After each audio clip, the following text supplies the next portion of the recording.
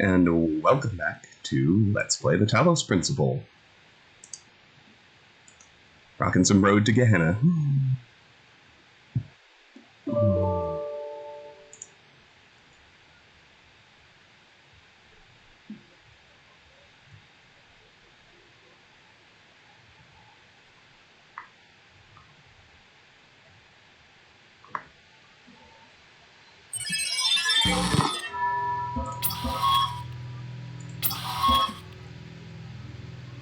We'll just park it here and give folks some time to come in.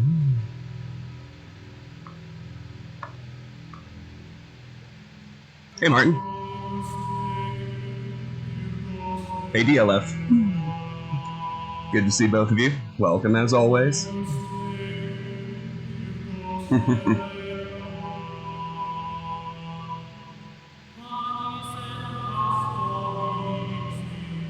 Is it still 100 degrees upstairs? Yes. The part that was needed to fix the AC ended up not being in stock, so they're still without AC until tomorrow. But good news is it's a little cooler outside today, so it's not nearly as terrible. Hey, Lone Wonder. Hey, Ethan. Great to see both of you. Welcome back. How's everyone's... What day is it? Thursday. How's everyone's Thursday?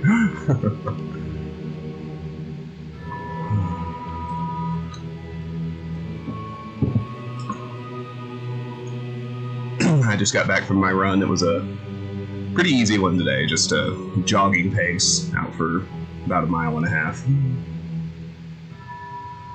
Quite okay. Well, good.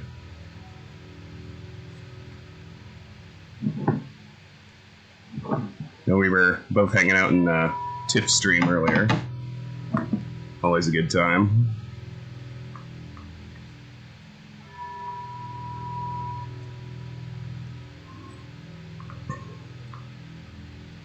Sorry, I do keep touching my face, but I did just wash my hands. Sometimes forget you're an hour ahead.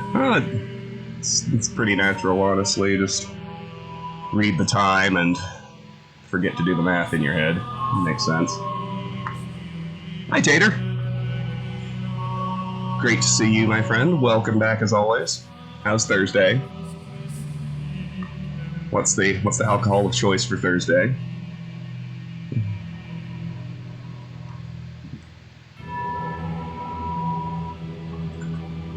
Or non-alcohol, as the case may be. I imagine even you drink water sometimes.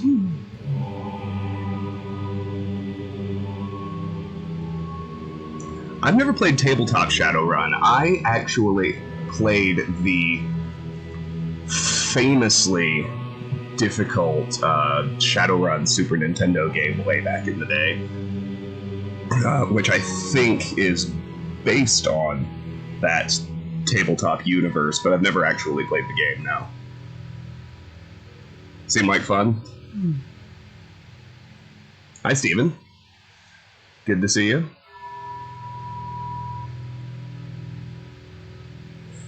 The Avs are going to be in the playoffs, yes. They are.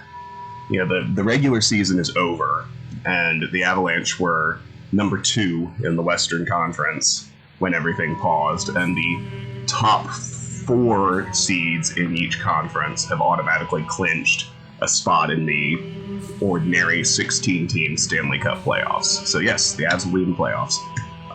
The bottom 8 teams, the 5 through 12 seeds, are doing a play-in series that's 5 games to set the bottom of the playoff bracket.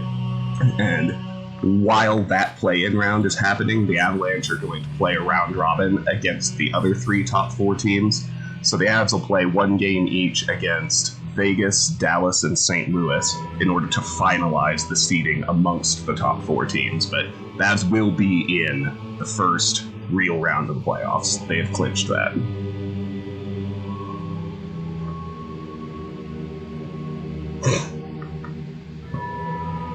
That sounds like fun, Tater. When's that session going to be? Is that tonight or this weekend? The big question is, why am I still clean shaven? Because I haven't started yet. You do your final shave the morning the playoffs start. At least that's the way I do it.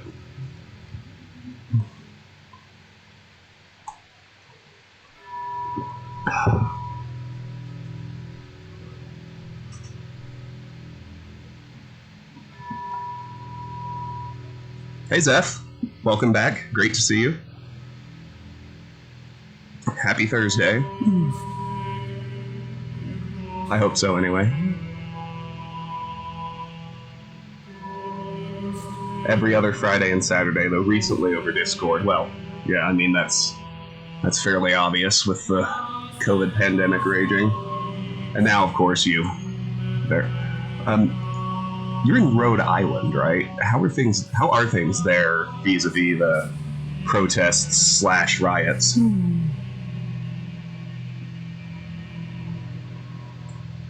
Finishing D&D this weekend and then firing up Shadowrun in 2 weeks. Well, awesome. This is good old-fashioned water, Steven. I just got back from my run for today, so I'm hydrating. Both, I mean, I would be anyway, but I also don't want to lose my voice while I'm streaming. They tried to burn down your local mall earlier this week. Wow. Yeah, that's pretty bad. Damn. Martin, you never played tabletop D&D? You know, what's funny is the most tabletop D&D I ever played was in the Boy Scouts. Once we got our camp set up, we would play Dungeons & Dragons all the time. And I recently got back into a group we've just paused with the pandemic, but we were playing 5th edition. My character's a drunken paladin, which is always a lot of fun roleplay. HVAC guy wasn't able to fix the AC, no.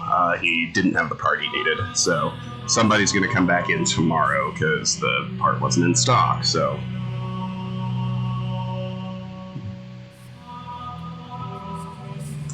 Hey Alex, welcome back, good to have you here. Oh, the bottle. Yeah, I don't believe in any of this bullshit nonsense. I just bought it because it was the biggest one I could still hold in one hand. So, kind of shifting the discussion to the game, where we left off, by now I think most everyone's familiar with the Talos principle. It's a first-person, really philosophical puzzle game, and we're playing the Road to Gehenna expansion.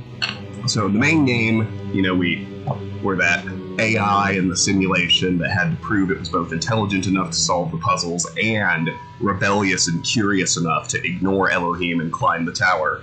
And the idea being they basically created a new human over this iterative program that lasted literal centuries. Road to Gehenna, Elohim took several iterations of the program of AIs and imprisoned them, and we are now tasked with freeing them so that they can be part of the Ascension and their collective knowledge isn't lost. And there are 4 zones in Gehenna. We have completely finished 2 of them. We're partway through Zone 3, and that is where we are picking things up. So let's go.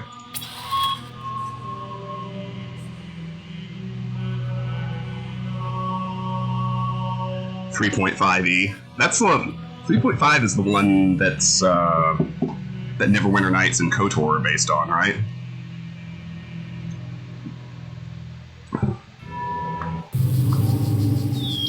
So we left off inside a puzzle called Pendulum. As you can see, this one has a star in it as well.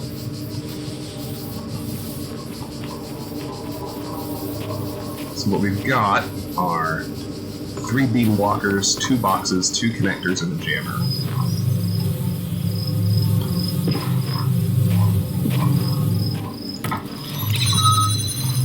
So if we want this...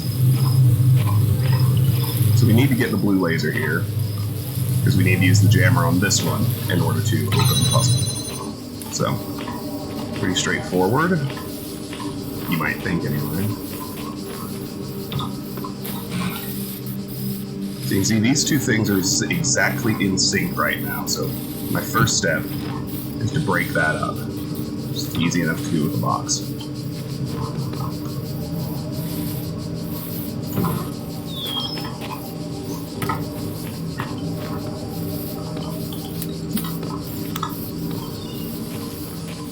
That'll do for now.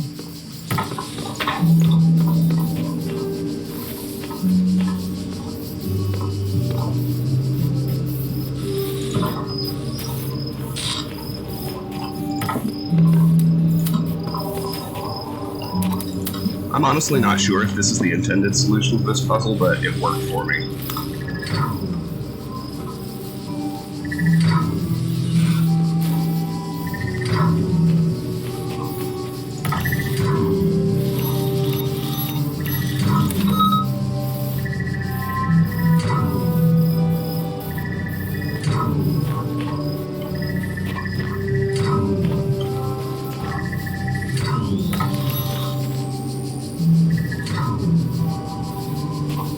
Maybe I do want them synced. Maybe I was wrong about that.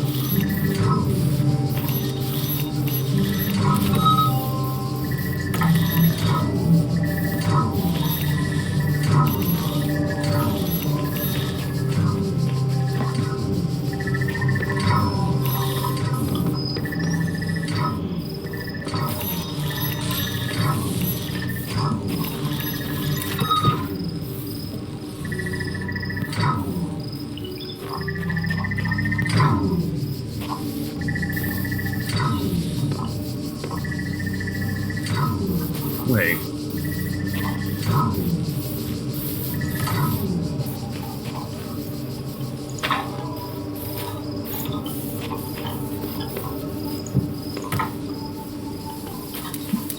Is this high enough? No. It's not in the right spot either. Shoot, that would have been way easy.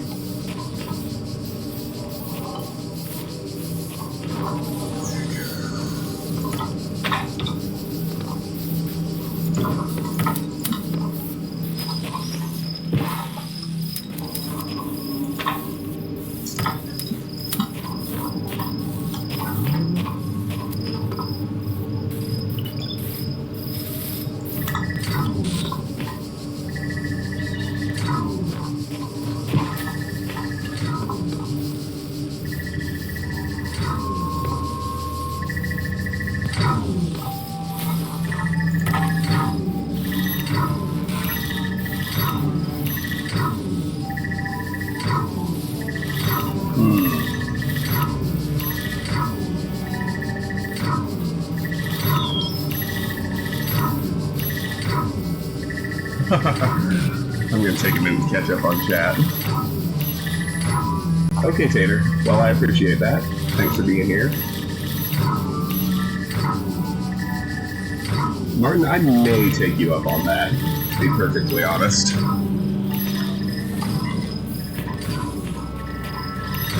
Might do a Siege of Dragonspear first, just to kind of have a change of pace from all the puzzling. Because I can't jam through the fence.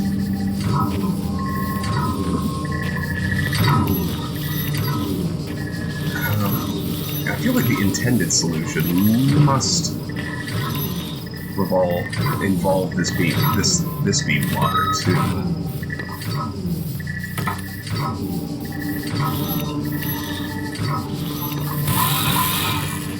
I can't for the life of me.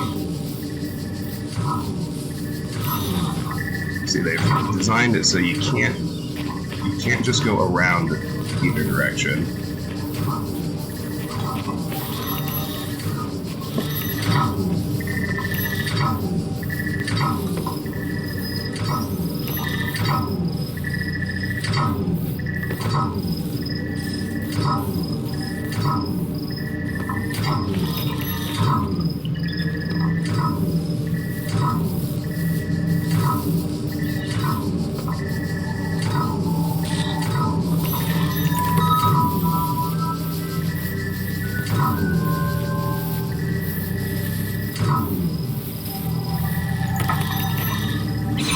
Got it.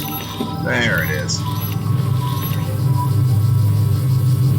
Gotta get them perfectly desynced. Okay. This is Rockwell.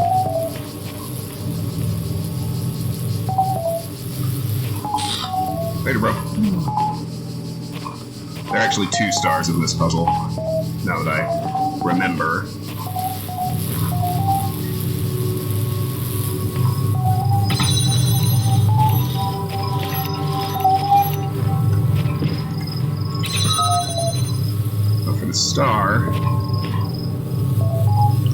penetrate even one deeper.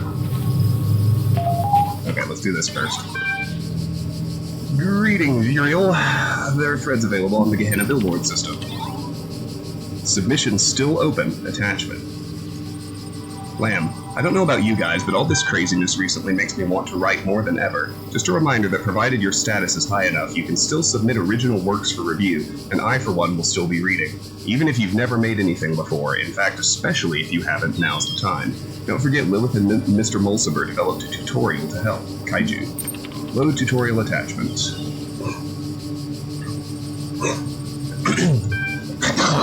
Excuse me. Welcome to the Story Creation Tool. Since this is your first project, this tutorial will help guide you through the process.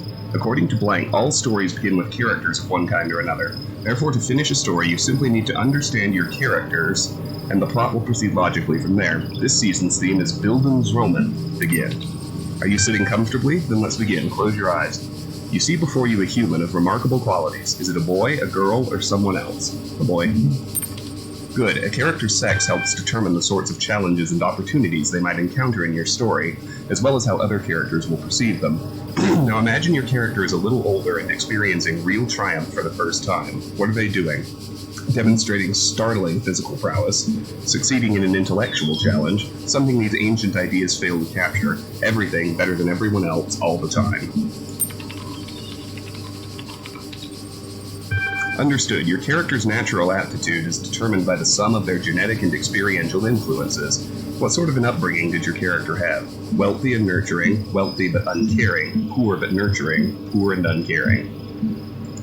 Charmed life. According to extensive studies of the genre and of ancient records, social advantage is generally sufficient to offset genetic disadvantage. Genetic advantage will only sometimes offset social disadvantage. In other words, your character's background will have a radical effect on how they think about themselves and the nature of the problems they face in life. Are you sure you want your character to have that kind of background? I am quite certain. Great. Now imagine your character has reached adulthood. 87.2327% of Bildungsroman records commence with an emotional blow for the protagonist. What will your character suffer? A death in the family, an unplanned death, personal injury, an unplanned pregnancy. Death in the family. Thank you, this is sounding dramatic already. A character is like an equation. Settle on the opening premises and the conclusion will work itself out. Displaying opening premises: male, intellectually gifted, privileged background, caring family, a death in the family. Ready to generate story. Go. Please stand by. To begin my life with the beginning of my life, I was born at 3 a.m. on a Wednesday. Wealthy parents. My father, owning as he did the nearby textiles factory and having the luxury of deciding his own hours, insists he was present, albeit at a safe distance. Wealth and natural talent enabled your character to overcome early challenges. My childhood was an unremarkable affair. My parents sent me to the best boarding schools where books were forced down my throat and I swallowed obediently. My story became worthy of note as I approached the age of 18. Your character's childhood has made them empathetic. My mother and I had always shared a close relationship, and so it was that a part of me died the day that she left this world with wealthy parents. She did, however, leave me a quite sizable inheritance, which, if I may be unsubtle about it, left me in a position where the only work I should have to do for the rest of my life would be deciding how best to spend it. Continue. Your character has found a way to employ their particular talents. I first made for France, then journeyed east. Discovering my costs decreased the further from home I traveled. I saw how differently people lived, and in some cases how poorly. What began as adventure became a mission. I devoted years of my life to helping those less fortunate than myself. I saw myself as part of a greater project, and it was good. Given the right series of circumstances, anyone can come to see the world in a more humane way. Given the wrong series of circumstances, anyone can lose their humanity. Our lifelong task is to keep the balance. The end. Would you like to publish your draft on the billboard for review? Sure, publish. Remember to check the relevant billboard thread in the future to see how your story was received by other users. Congratulations for sharing your first creative work in Gehenna. Your profile status has increased from 7 creative to 8 master. Restricted billboard threads have been unlocked. Okay. A short Bildungsroman by Uriel copy.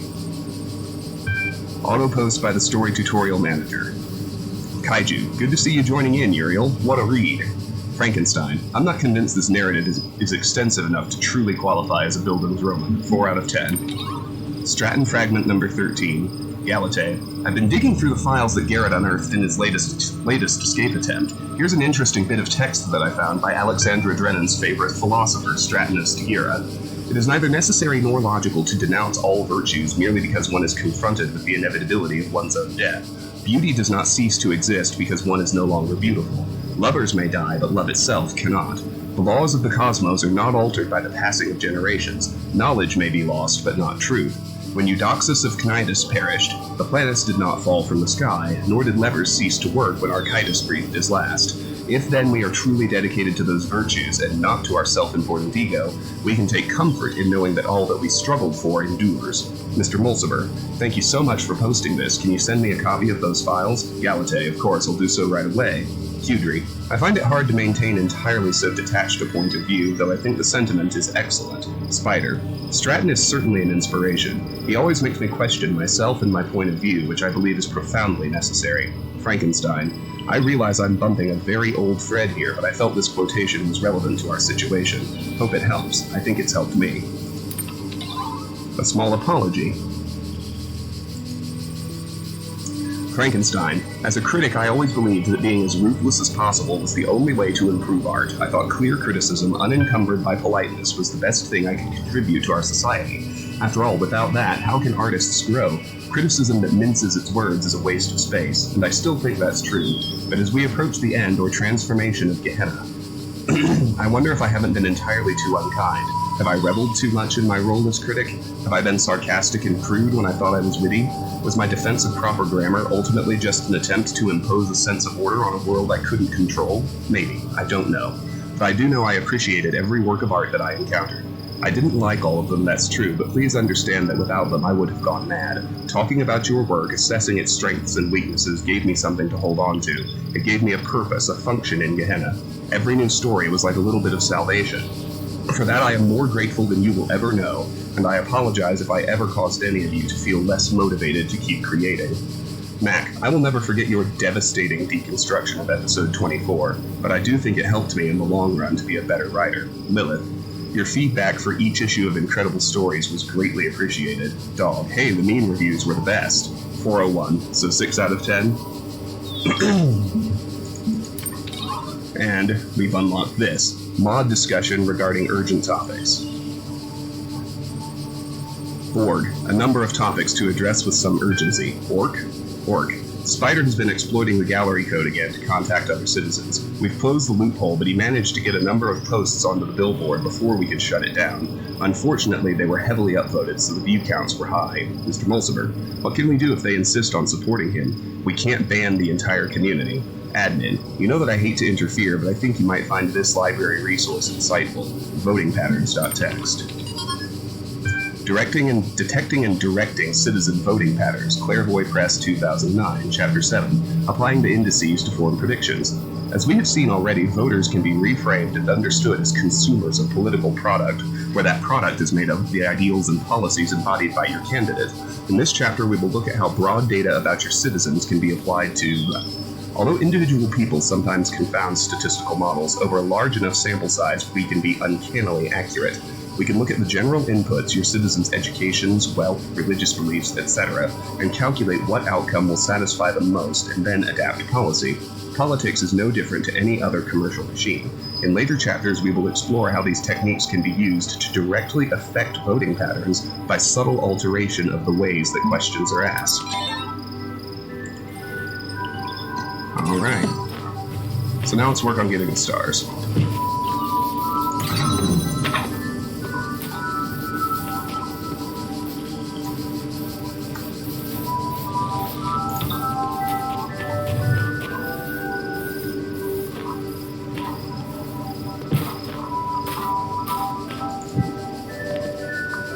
We bring one in here and jump onto the middle statue. Oh, but I need my second box.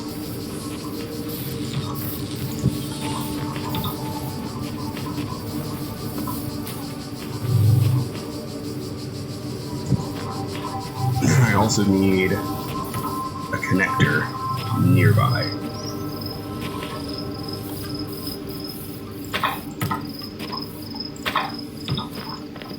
So, bring box up here.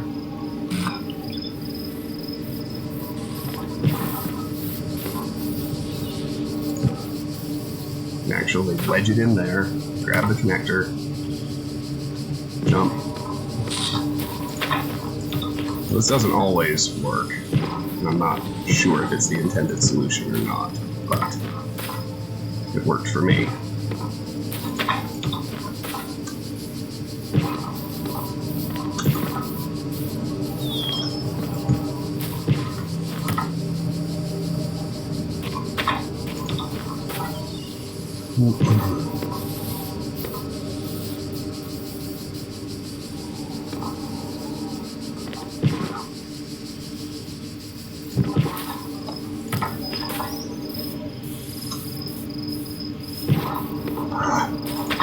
Stayed up longer that time.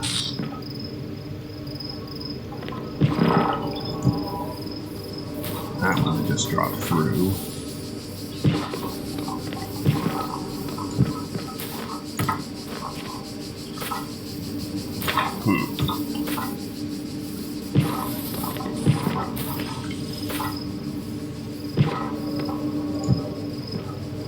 That one, it actually stays on, but I don't have a way to jump that high.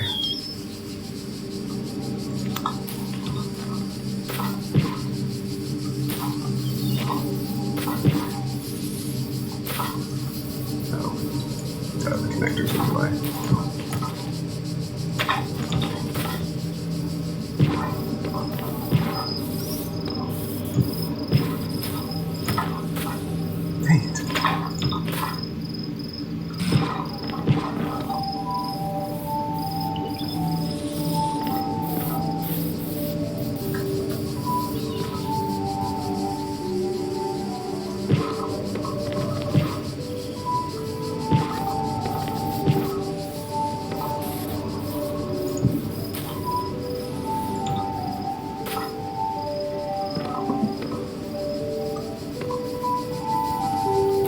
There's a different way up.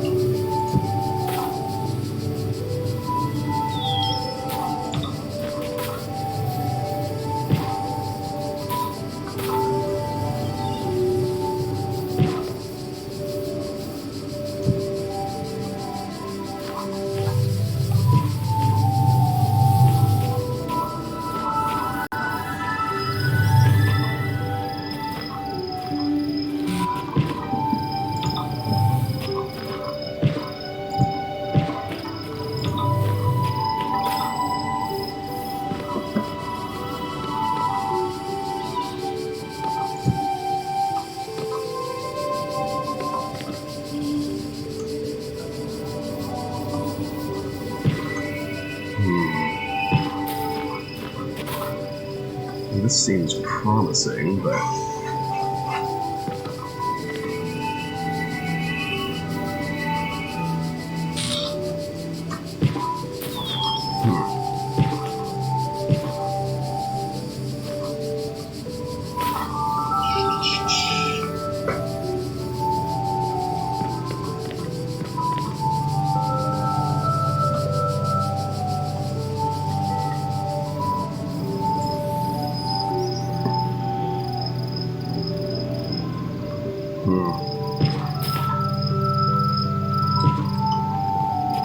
that doesn't seem to be cutting it.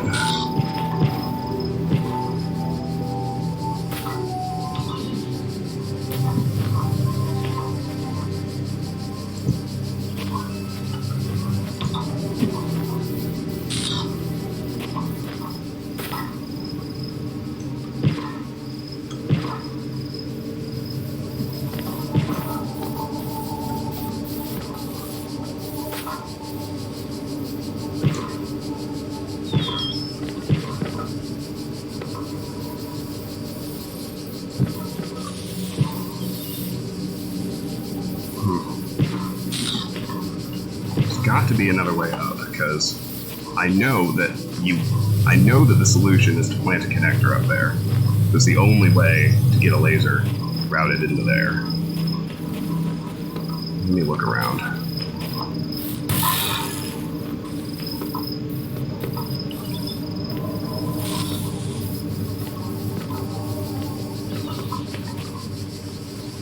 gotta be one of the things in there, because those are the only landmarks that are short enough to jump on.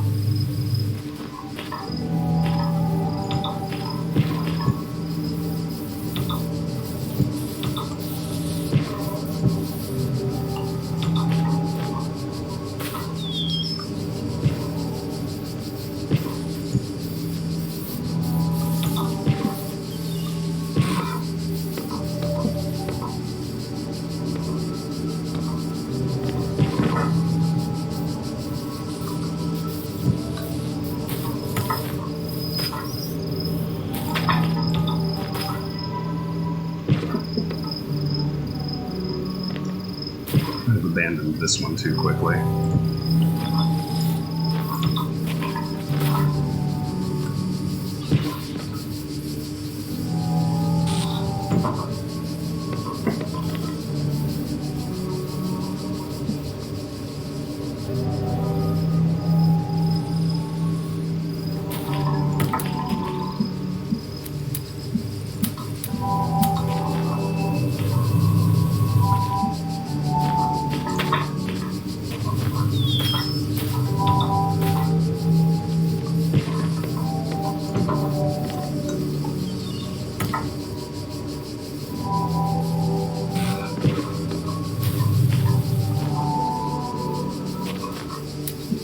That was gonna work.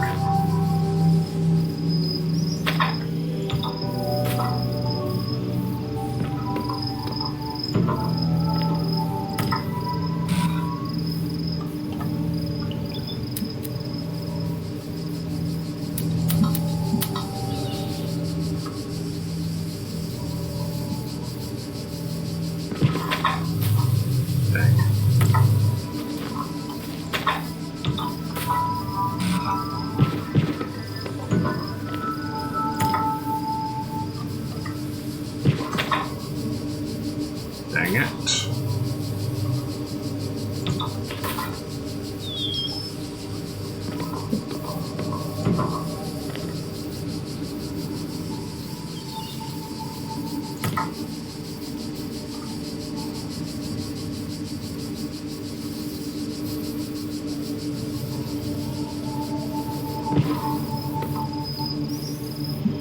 There. Ah, okay.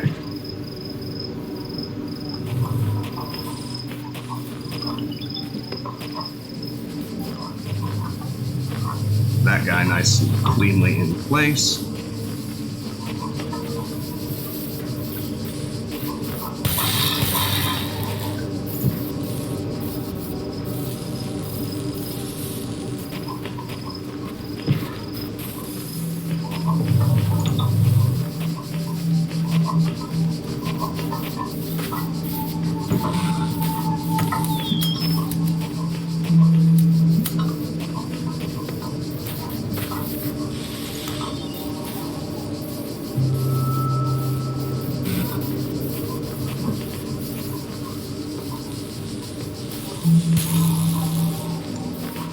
Let's try the other side.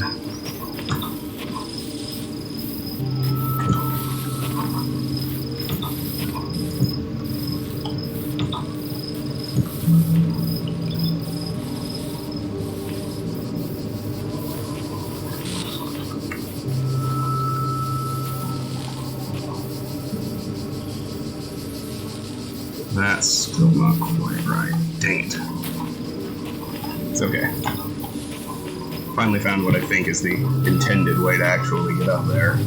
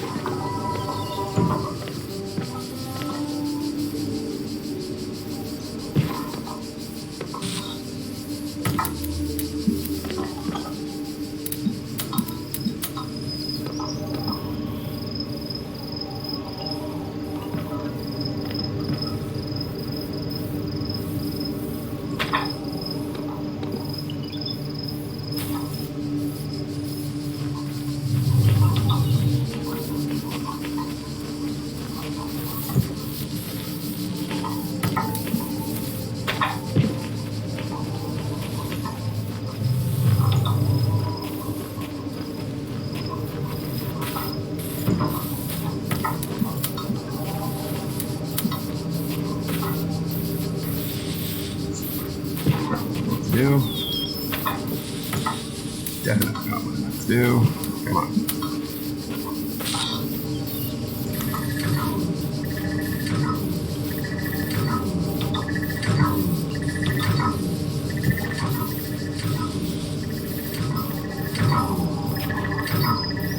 Oh. I didn't mess around with the beam blocker at all, do I? Nope. Fine enough, I can just straight up do this.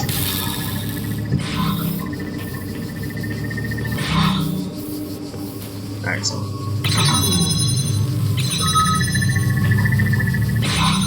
Alright, there's the first star. The second one is a lot easier, don't worry.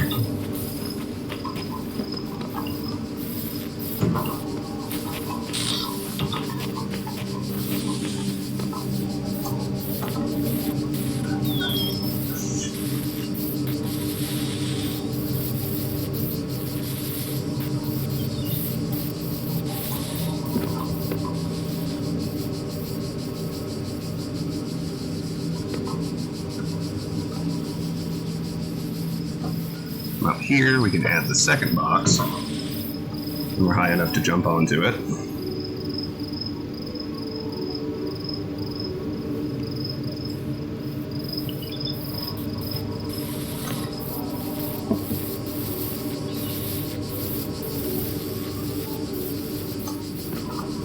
We can then get over this wall. I think we can grab one of the boxes and take it with us as well.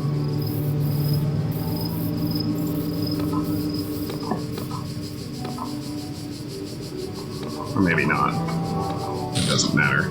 Just don't jump all the way down. Jump on this wall. Walk over here. Careful not to fall. Jump over here so you can get over this wall. And bam. There's the other star.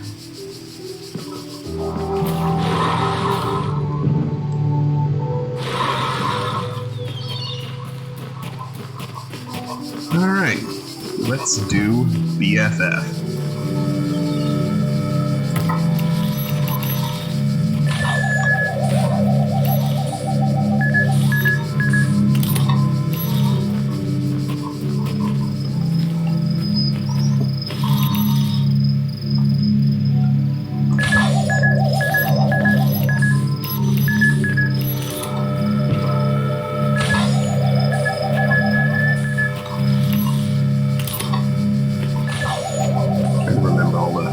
Different little pieces that go with this puzzle.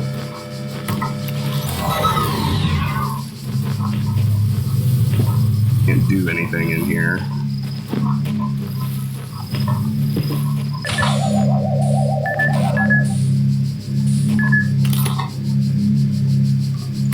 Just yet. We need the mine going the other direction, so let's just block it. They'll bounce off the box and start going the other way.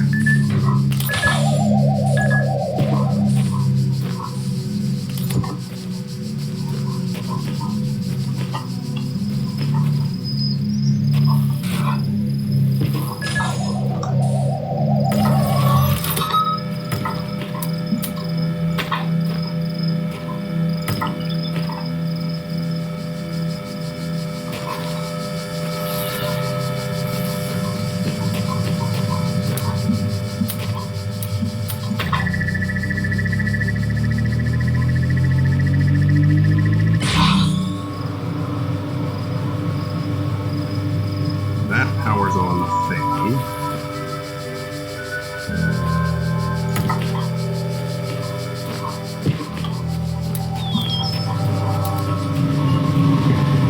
The mine jammed.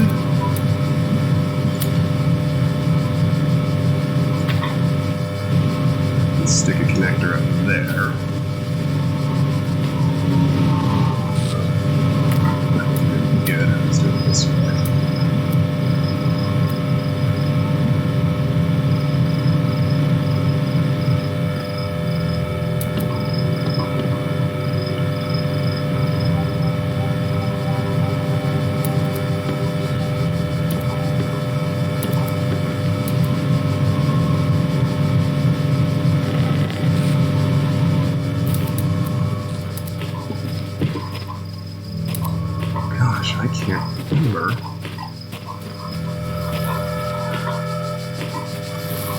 actually. Into one of the boxes.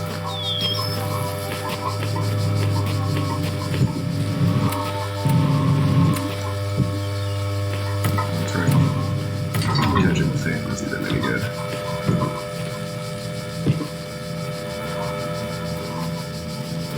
Put my other connector. There it is.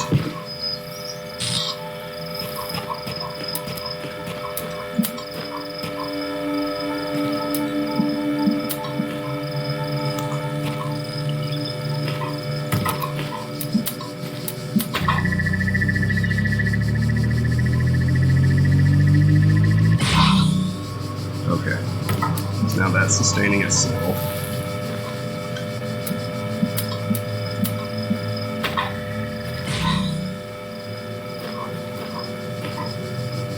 There's my other box.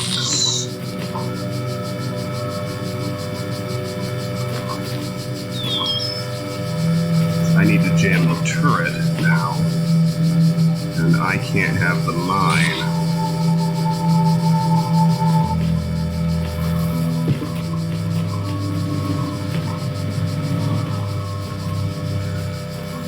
Fucking things up.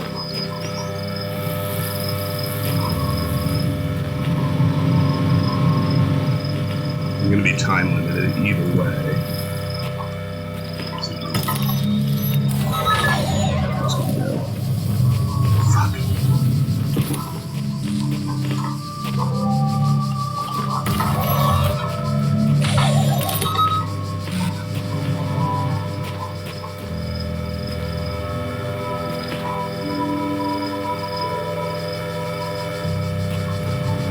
I need to bring it in. Shit. Dang it.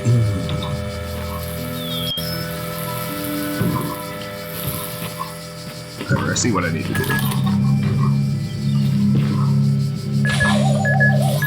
Jam you for now. Give me time.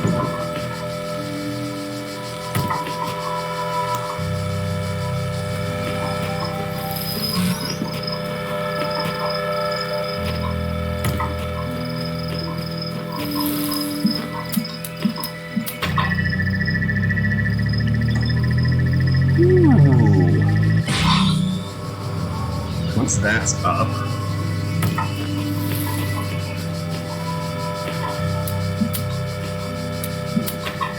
you can drop that gate. I need my other box. In here,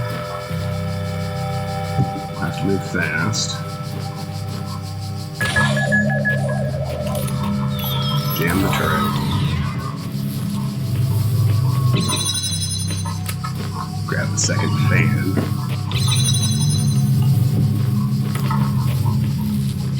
Alright, that's phase one.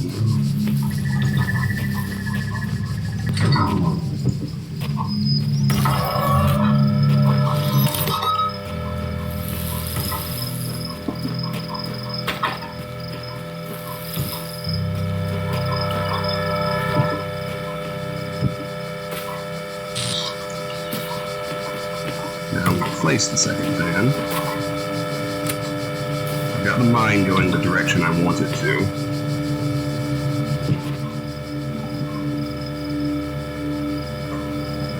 Or do I? No, I don't. Let me turn the mine. I'm going to put the jammer in.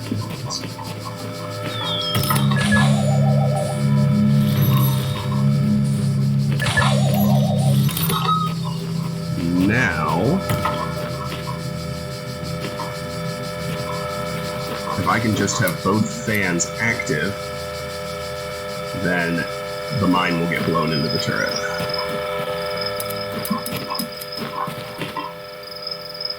I can't float it the way I was.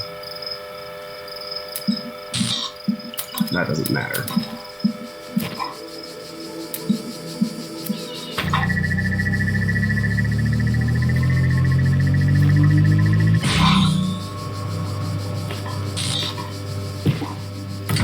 I need to let the mine advance a ways.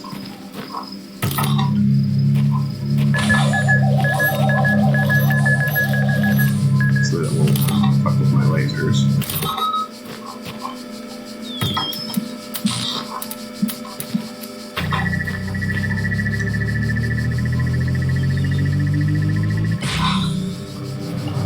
No, I haven't been reading chat. I apologize.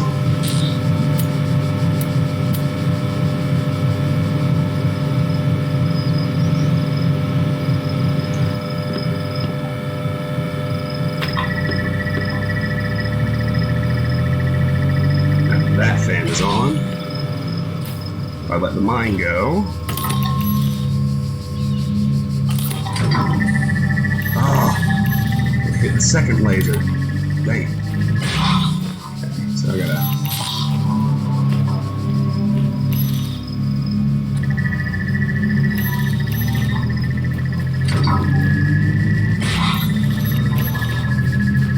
I'll have to set that differently.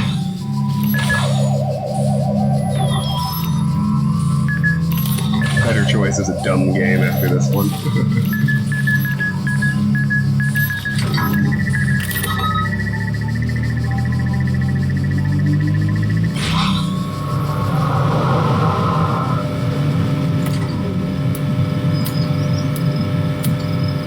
Maybe on here it's actually better.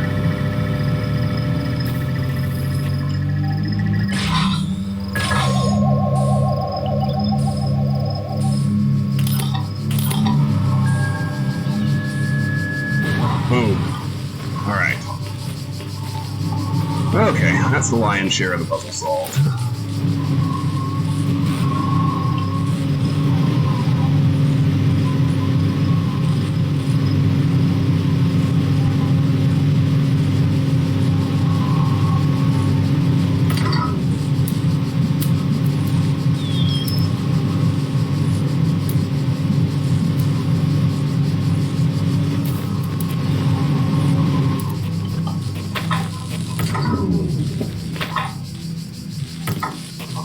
I think now we can set it back up to have one red in the air.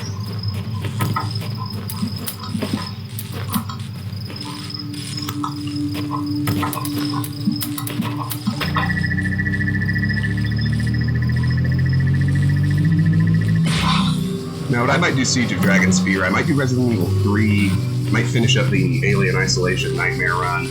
There are lots of options that are rather less intellectually strenuous.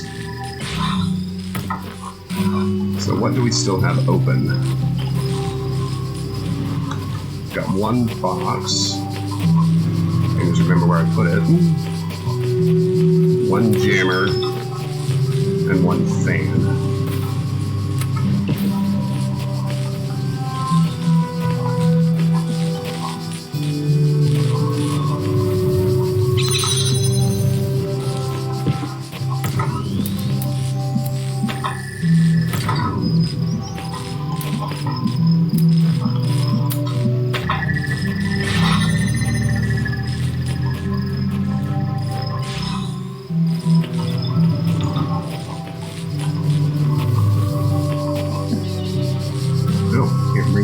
Through there.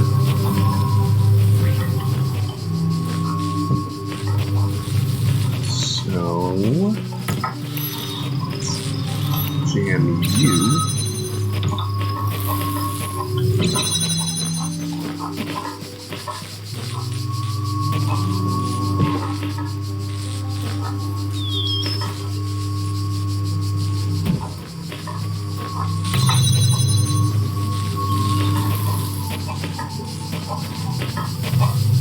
Obviously, I need to have the jammer here.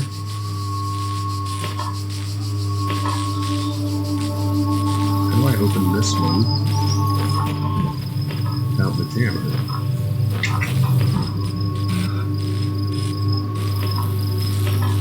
I don't need to open that one. Or, no, I do.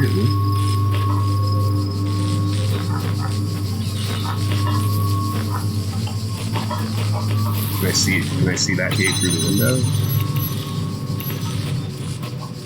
I can. Where did I leave the fan? Okay. Got it.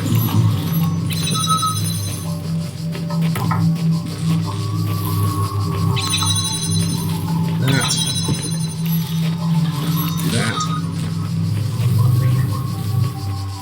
I can just go all the way through and solve. It's the blacksmith.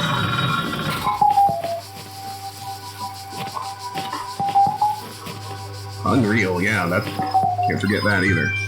Welcome back. Threads available. Alright. Jefferson Goldblum announcement. The Adventures of Jefferson Goldblum in the Ninth Dimension announcement. Mac, I started writing the next episode, but suddenly I don't know whether to continue. I mean, what's the point? It's over. It's all over. Yeah, so I guess all of this will be remembered. That brave soul who ascended the tower, or who wakes up outside Elohim's garden, will know everything we know. I think that's what it'll be like. That's what the shepherd meant in those messages. That you and me, we won't exist. Not as people, not as minds. No matter what happens, I will never be able to finish the Adventures of Jefferson Goldblum. Does one more episode matter? I had the story planned out all the way to episode 500. I can never get there before the end. What's the point of an unfinished legacy? And still I can't quite give up. I know I don't have the blacksmith's vision or Mr. Mulciber's intelligence, but this stupid little story matters to me. I care about Jefferson Goldblum and Ginny HD and Frankie Soy Sauce and all the other characters as if they were my friends. I would have gone crazy here without them and their adventures. They may just be symbols on a screen, but aren't we all just information? Maybe when we ascend, we won't be that different anymore. I just don't want to give up on them. Lilith. Mac, I just want to say this, no matter what happens. I looked forward to every one of your stories, and they meant more to me than I perhaps ever indicated. They might not have moved as deeply as others or made me think as much, but of all the art we produced here in Gehenna, it was your stories I was always the most excited to see. Part of it was the stories themselves, which always seemed to make the universe seem bigger, and another part was your genuine enthusiasm for what you were doing. You told me once that you didn't feel you were really a proper artist, but maybe the exact opposite is true. Maybe you were closer to the real meaning of art than anyone else here. I cared about you and your stories, and that too will be remembered. Why do we deserve to be saved? 401. Maybe the rest of you don't wonder about this or don't care, but I do. We always assumed Elohim was wrong, was lying, something like that. The process could never be completed. Maybe it didn't even exist. So we thought we were better than him and all the others. We told ourselves we ended up here because we were special. We were too smart for Elohim, too unique, too weird. But now the process is complete after all. It did work. So what are we? Maybe we're just a bunch of stupid, broken old programs. Mutations that should never have existed. Aberrations. Sure, we're proud of being outcasts, but what if we're outcasts for a reason? All we've done is fail in some way. Why do we deserve to be saved? You have something to contribute. You may not be perfect, but your imperfection has led to so much beauty. You will enrich the world to come. 401. I guess I'll have to think about that. I find it difficult to believe our silly ideas are somehow valuable. This thread has caused an error and will be automatically locked. Top 10 things I love about Gehenna. Land. 10. No more puzzles. I enjoyed solving the puzzles at first. They made me feel smart. After solving dozens of them, though, I started wondering, what's the point? And that's how I ended up here. 9. No mines. It's not really the exploding that drives you crazy, it's the sounds. 8. No turrets. Just when you think you've solved something. Arg, a turret! Also, see above. Those whining sounds when they turn make you want to run in front of them just to end the pain. 7. No stars. Sorry, Elohim, but I don't care enough about becoming a messenger to go through every nook and cranny looking for your stupid stars. Some of them are hidden in such absurd places I don't even have the words for it. If finding those is what makes you a messenger, I feel sorry for you. Next time I ask for help at an altar, I'll give my condolences to Muriel. Top 6 through. 6. Community. In Elohim's world, you're alone. There's no one like yourself to talk to or hang out with. Here, we are all friends. We have each other. 5. Stories. Stories can take you away to a whole other world, can make you feel like you've lived a whole other life. Here in Gehenna, there is always a new life to find. 4. Interactive stories. If regular stories can take you away to another world, interactive stories like we make them here in Gehenna actually allow you to explore another world. They allow you to be free no matter where you are. 3. Creativity. As if all that wasn't enough, in Gehenna we can create stories of our own. Do you think Elohim's world wasn't all that great? Go ahead and make your own. Top 2. Being myself. In Elohim's world, you're always being defined by the process. Life is a struggle to prove how smart you are, and nothing else. If the system is always forcing you to do one thing, how can you ever be yourself? Only by dropping out of the system. Say bye-bye to all that. Now you are free to be as weird and original as you always wanted to be. Top 1. No more Elohim. My child this, my child that. Process, blah blah blah. Eternal life, yada yada yada. Do this, don't do that. Behold, I put a huge tower right in front of you, but don't ever go there or I'll kill you. But let me ramble on about chaos and time for a while. That'll be interesting. Yawn. When is that guy finally going to shut up? Oh yeah, that's right. In Gehenna. Worth it for that alone. Alright. One more star, one more puzzle. I can't remember if that's the laser I need or if it's in the other puzzle, so let me zip up to the top of the aqueduct right quick to check.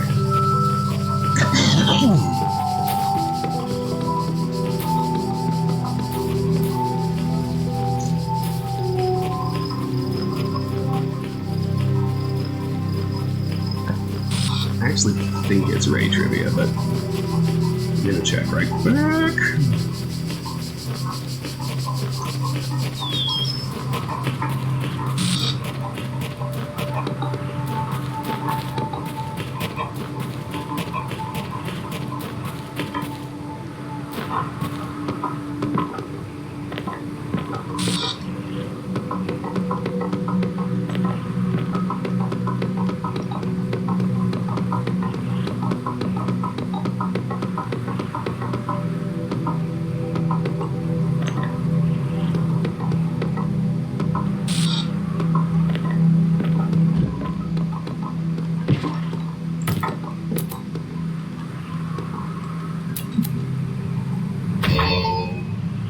Yeah, it's Ray Trivia.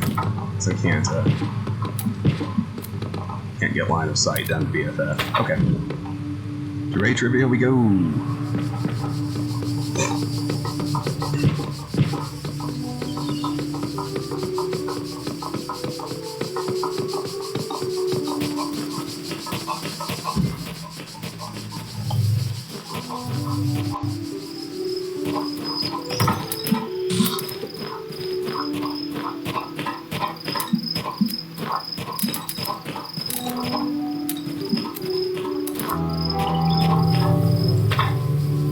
Just get a red laser into play. See if that's good enough.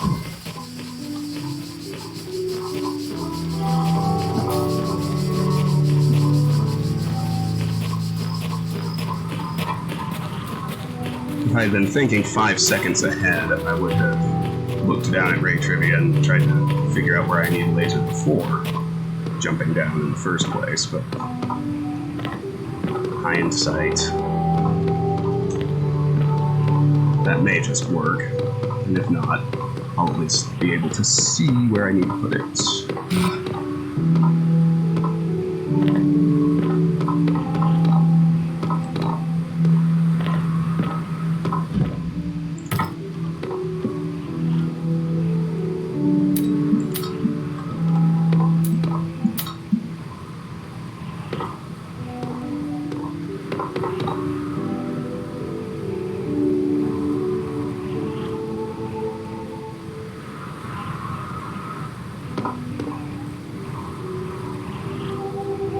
I put it just a little bit too far out. If I rein it in about half that distance, we'll be fine. Okay.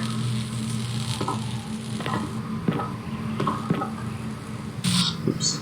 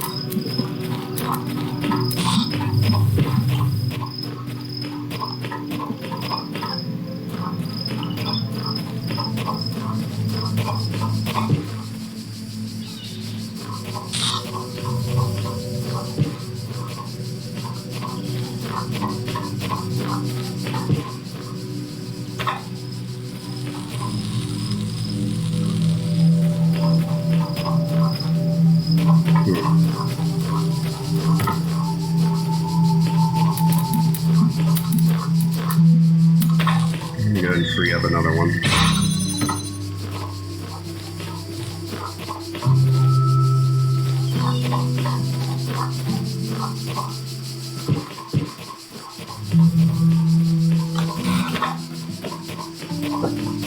Oh, this is irritating, I know.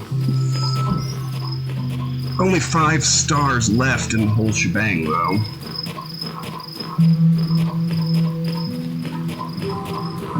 And I can tell you that the 4 in Zone 4 are actually considerably easier than these.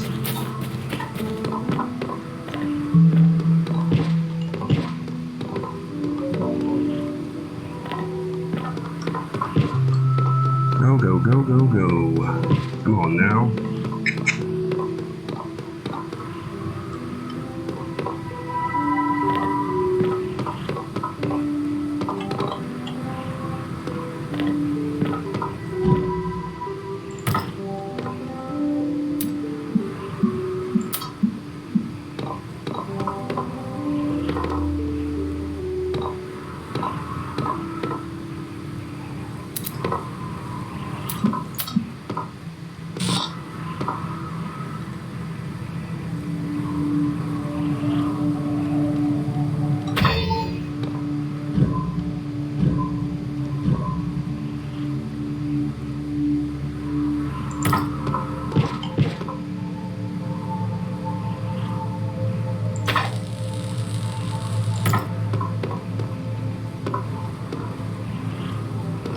Oh look, there's that little lip here.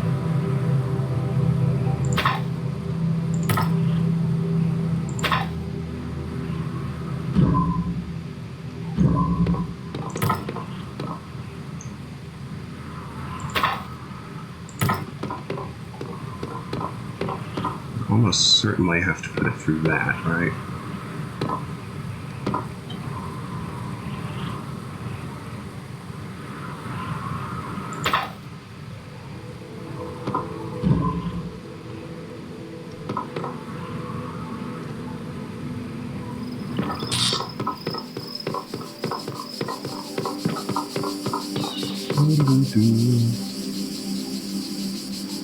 Z key zooms.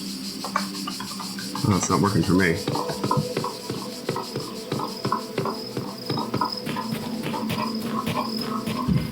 Or is it just when I'm actually wielding a connector?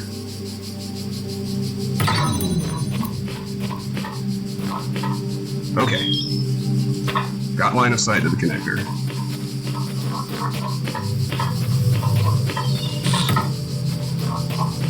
That's all I need, baby.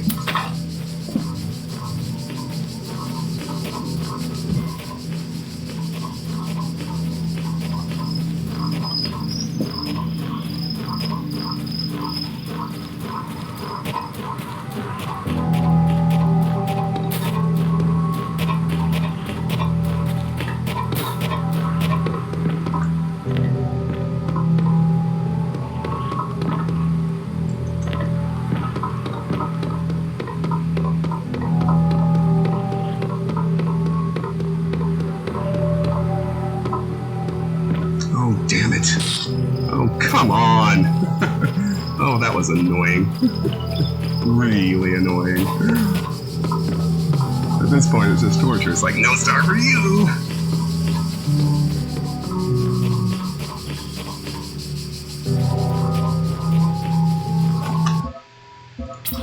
Let me look at the controls right quick. Oh, yeah, it's mouse wheel. Yeah, there is a zoom. How about that? I'm playing this whole time without it. Hey, gravity still works. Yes, it does. Oh, entirely too well. Okay. Now then. Once more. Feeling. Less failure.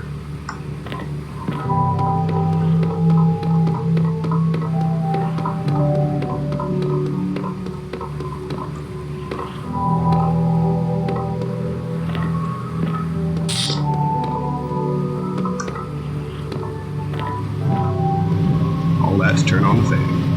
Whee! Star.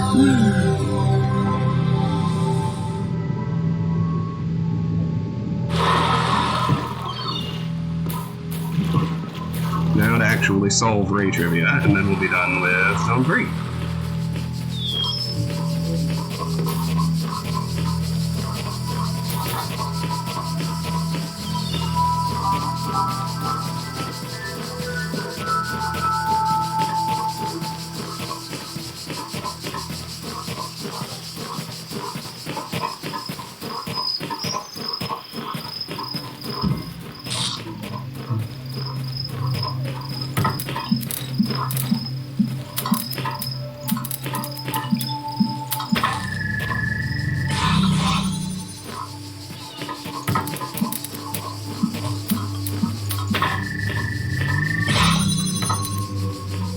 Alright, so here's the deal.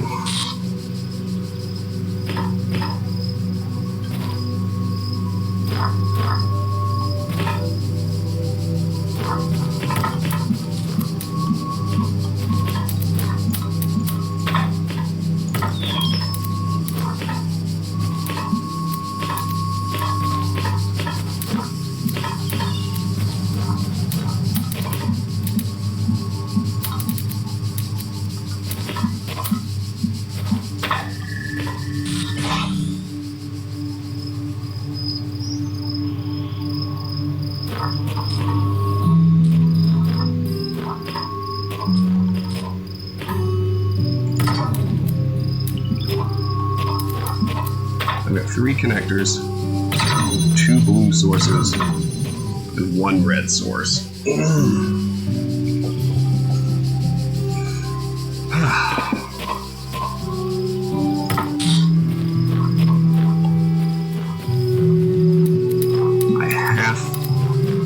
Because there's only 1 red source, that is definitely the one that will use 2 connectors.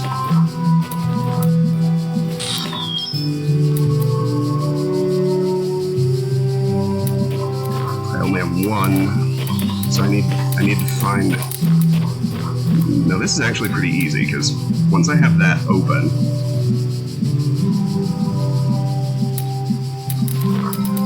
I just have a single connector here.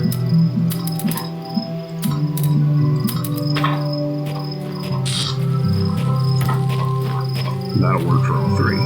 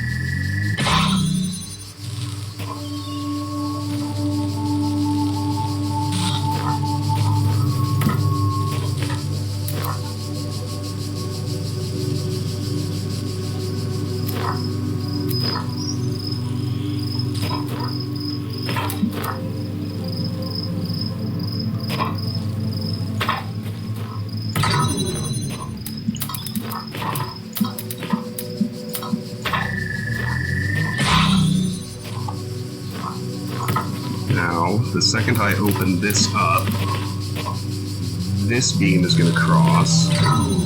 I'll lose that.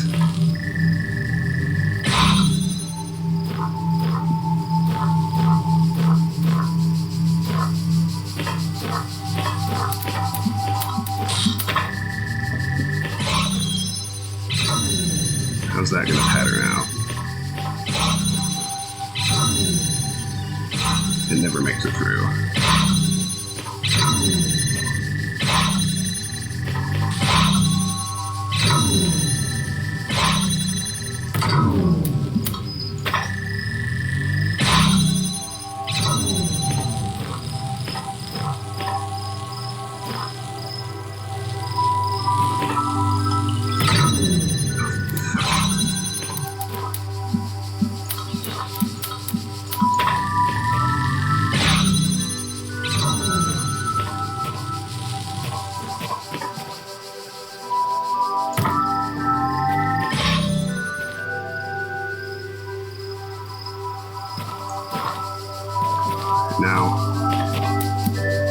Hold the red open.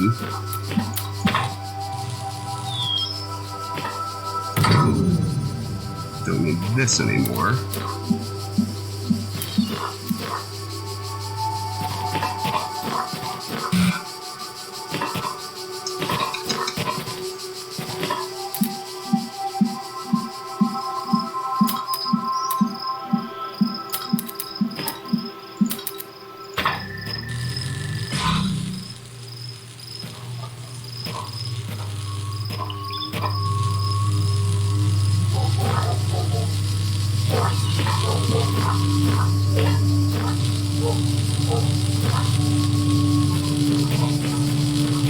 This is going to close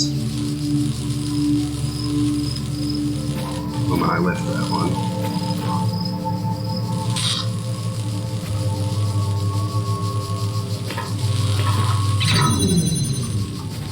Yeah.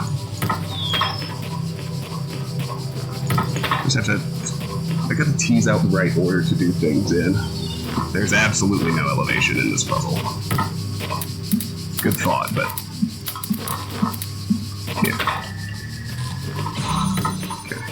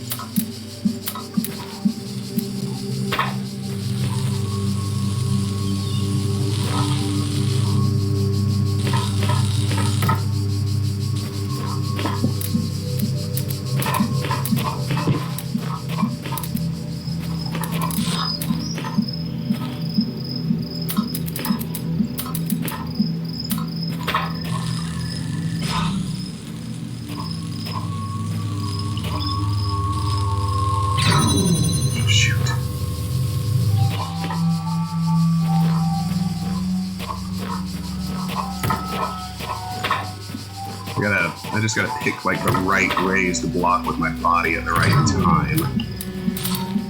I'll be able to put everything into place.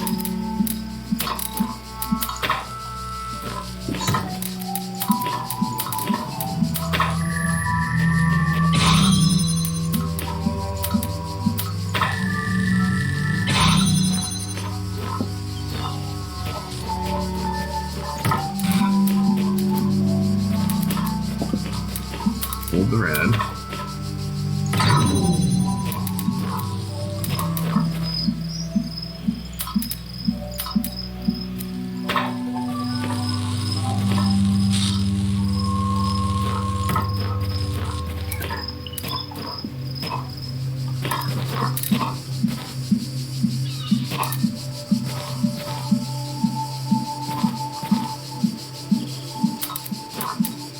I did this incorrectly last time.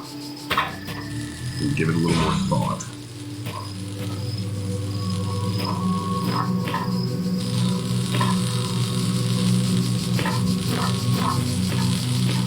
Right. And then I just do this. That way, I can block this. It'll still have another power source. Right?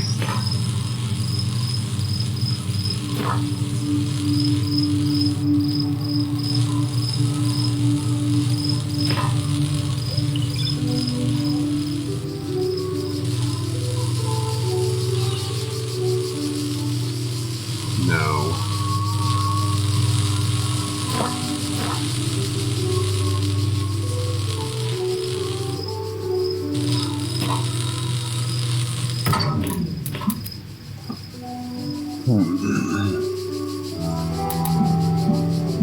Okay. Think.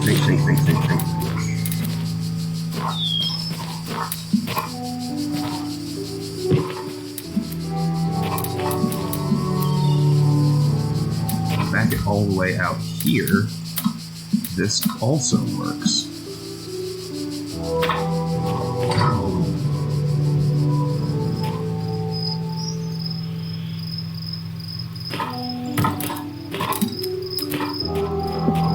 I think that's going to be the ticket. Same thing again.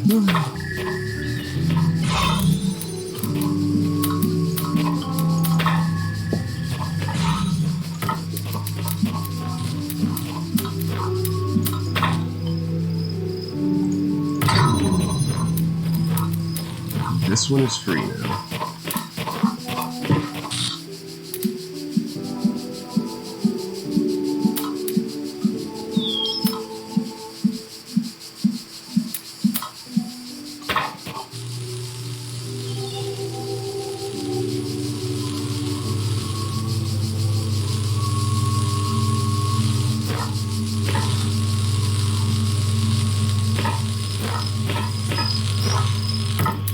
Nailed it.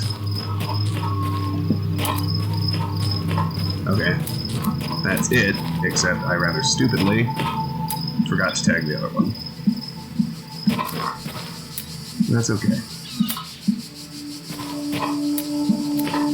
That's okay, because now I've got proof of concept, right? I know how to do it now. Okay. Whew, damn. Tricky stuff.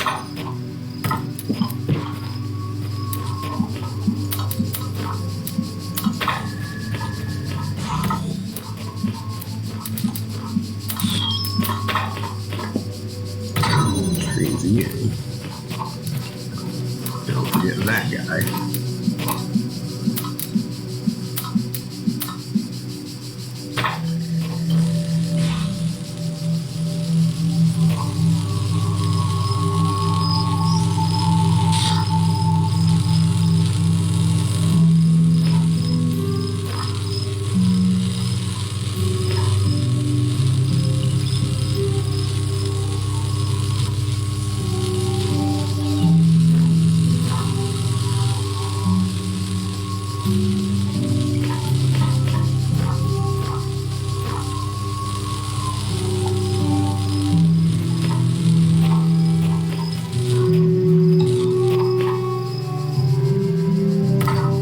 Little bit more space.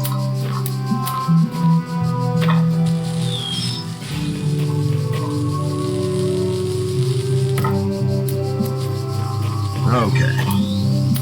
Hot damn, boys, we did it. That's Lilith.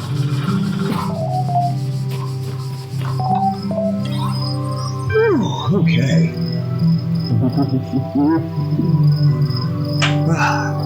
You've received a new personal message. Error, sender unidentified, displaying. Username, you did not explore the natural history exhibit to an adequate level. Return there immediately. Load gallery. Close your eyes. You are back in the art gallery. This time the details are a little clearer. Where will you go? I explore the natural history exhibit.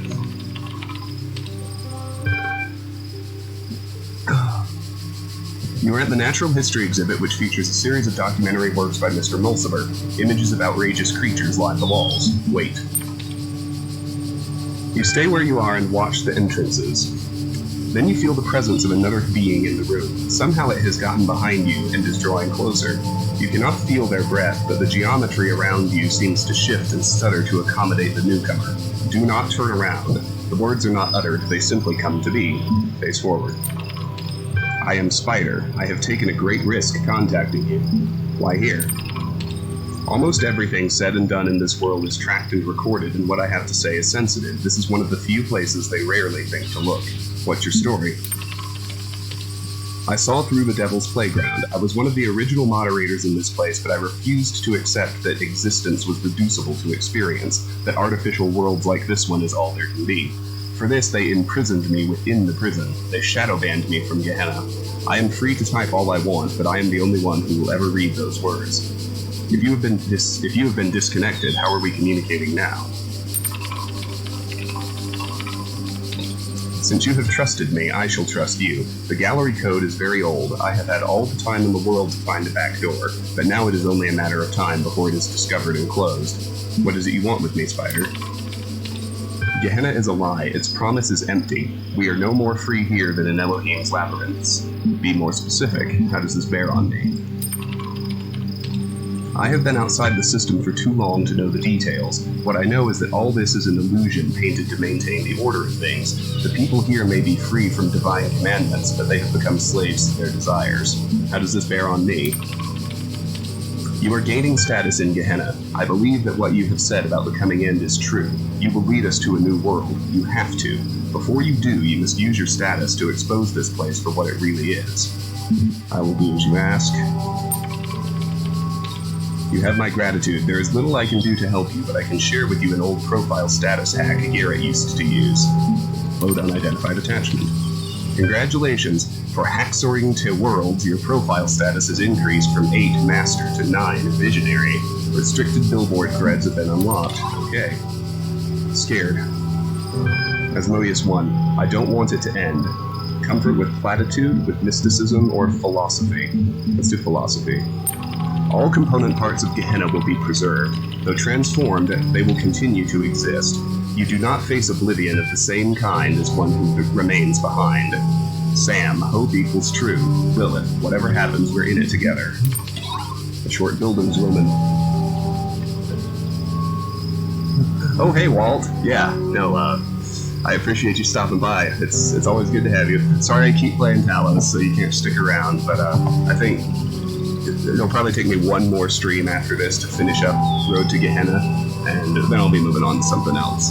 When are you next going to stream? It's been a few days.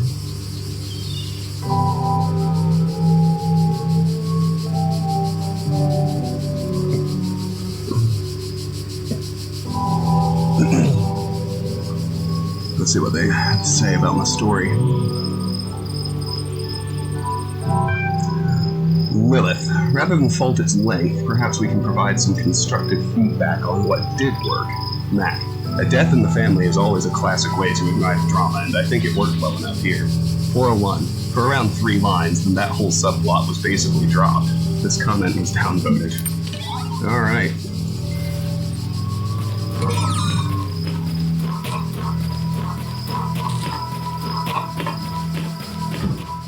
Zone 3 is done. For Zone 4, though.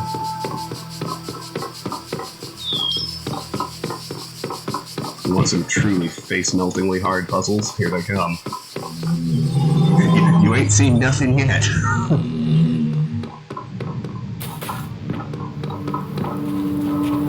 There's a cool graphic effect here when you come back from Zone 3. When you get close to the center, you can see the distortion. The storm is starting to mess around here. We're low on time. Zone 4 has 4 robots and 4 stars in it. But first, as we've done with the others, we'll run around and do a little perimeter check.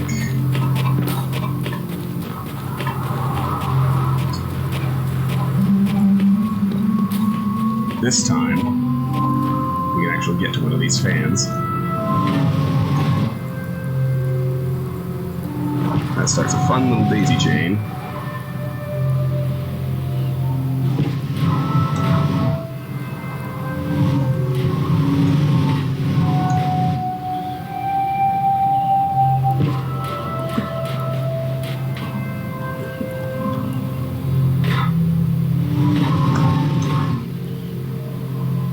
Over to here.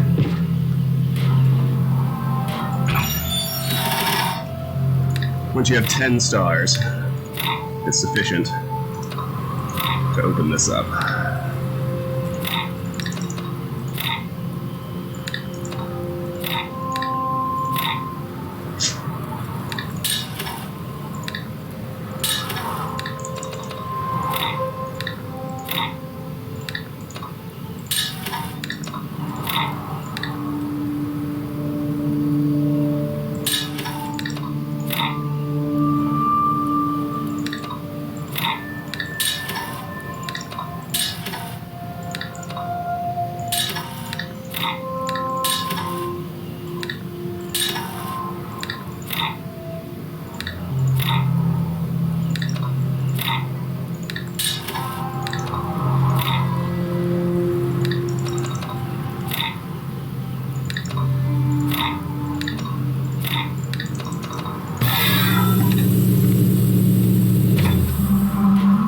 Guys, prepare for the Gehenna Star World.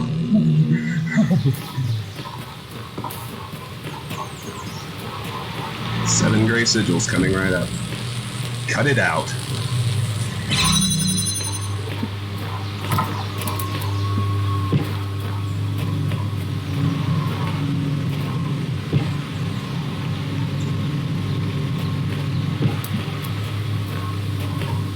What do you suppose is keeping that fan running?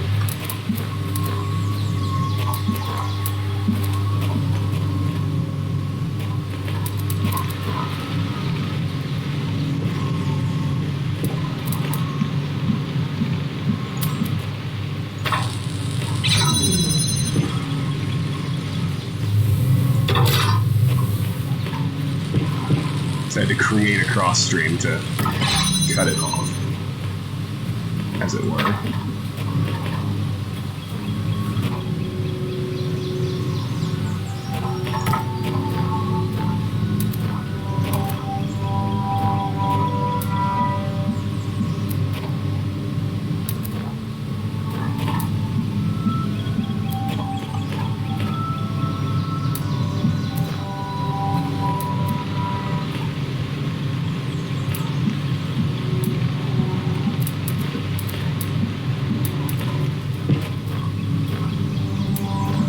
And employ the same principle here.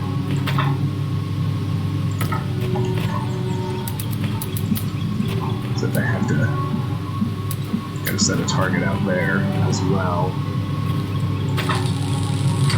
That'll cut power to the fan and we get the first one.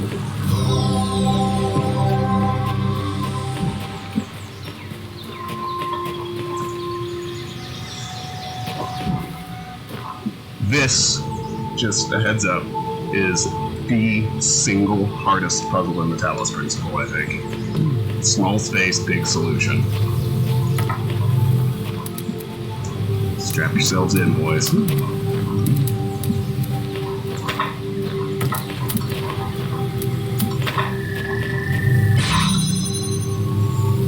Alright.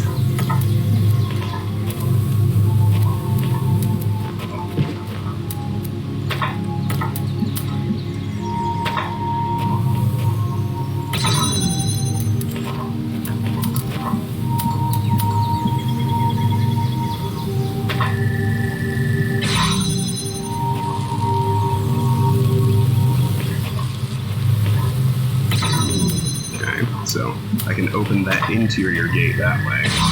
So I can stay open. So what can I do?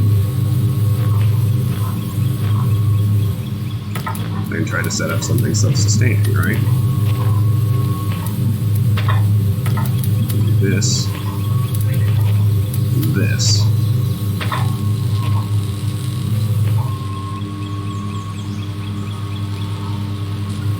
But now I have a new problem, which is I can't connect up the red. I always fumble about this one I always fumble around in this one for a really long time. Just a little advance warning.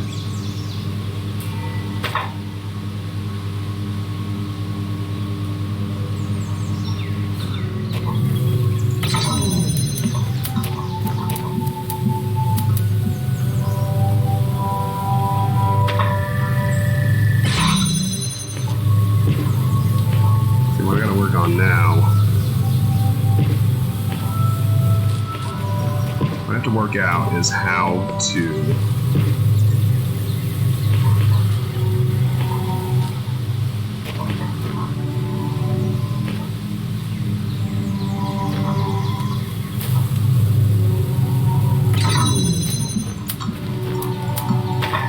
get the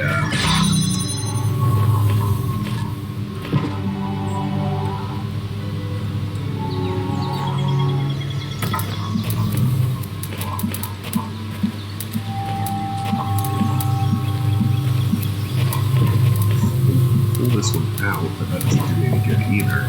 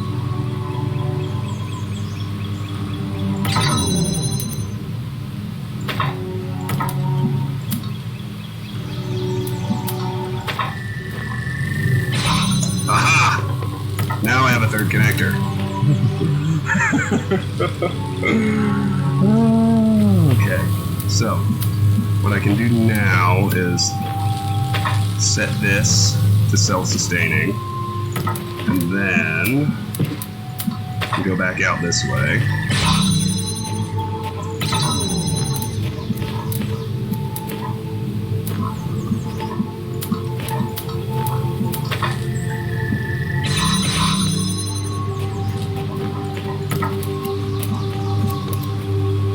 Now, I just need to get a red over there. Easy, right? Yeah.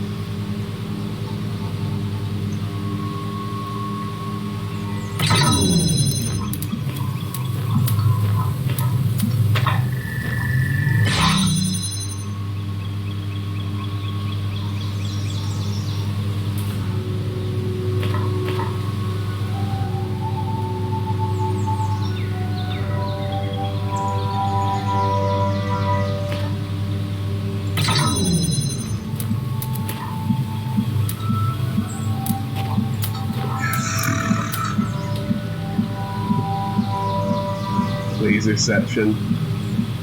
It's never lupus, it's never elevation.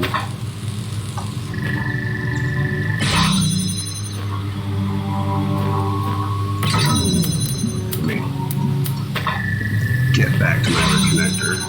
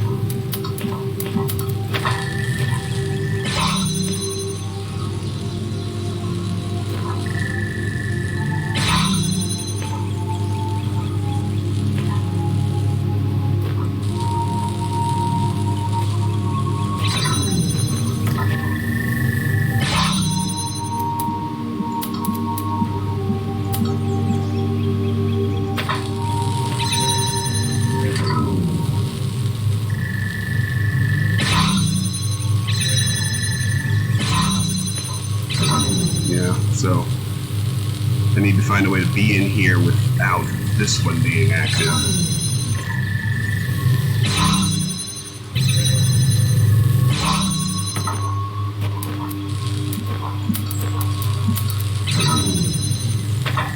Oh, easy. And done.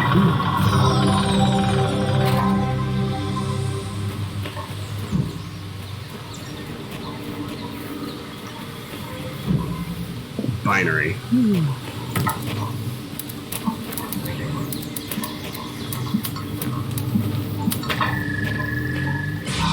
First thing to do is free the beam blocker. And it's just a jammer.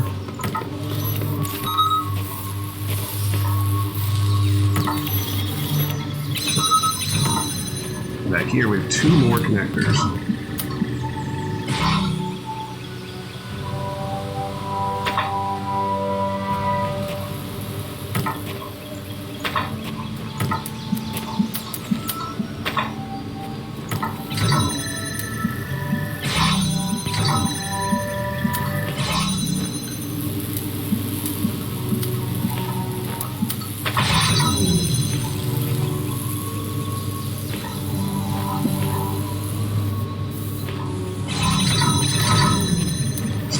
set up now is for the beam blocker to, at some point, interrupt each of these.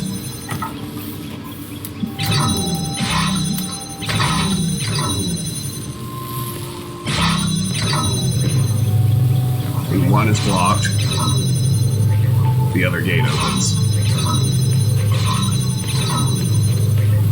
We can push through that way.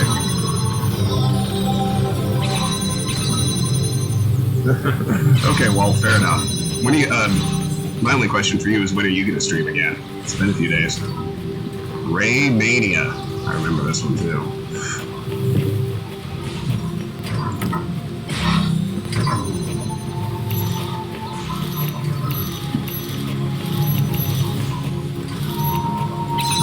Sigil's back here, and we need to have the jammer free. We need to get a red and a blue laser over here.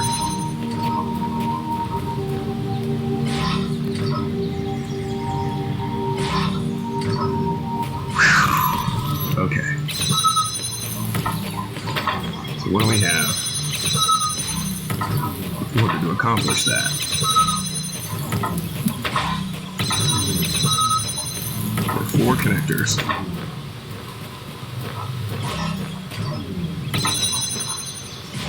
Two of them only require, 2 of these sources are only protected by a single color gate, so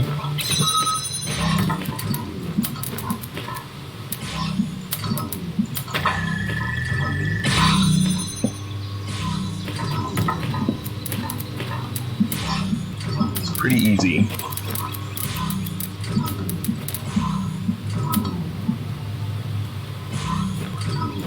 Pretty easy to get both of those open.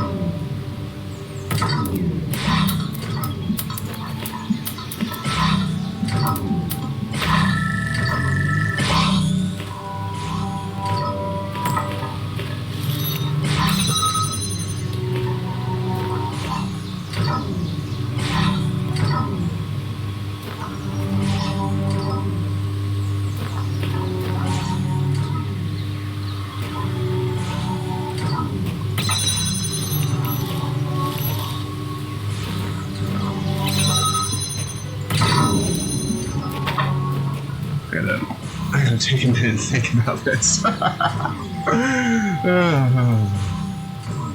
Okay, let me think.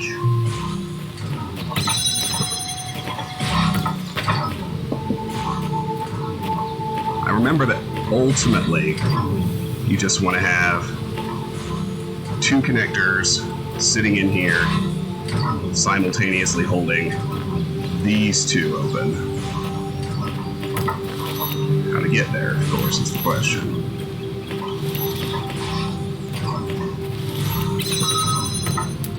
We start by opening up this. And this.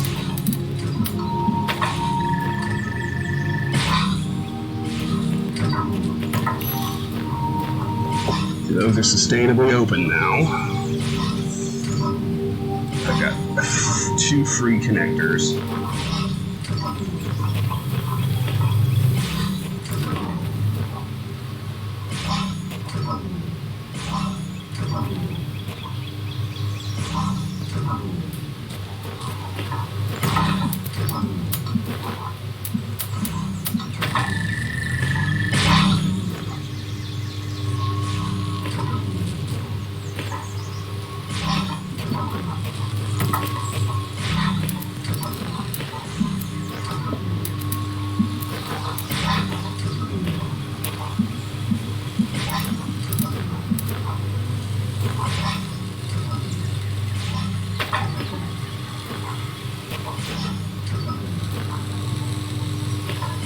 Where's my jammer?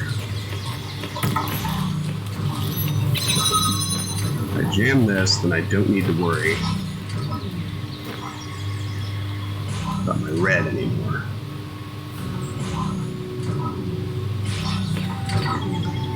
Right? I can afford to lose that now.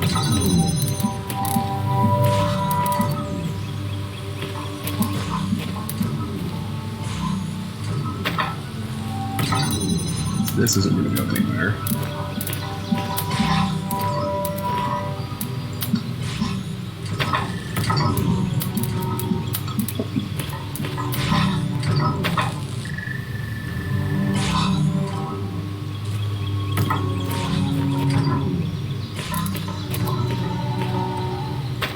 And do the same thing.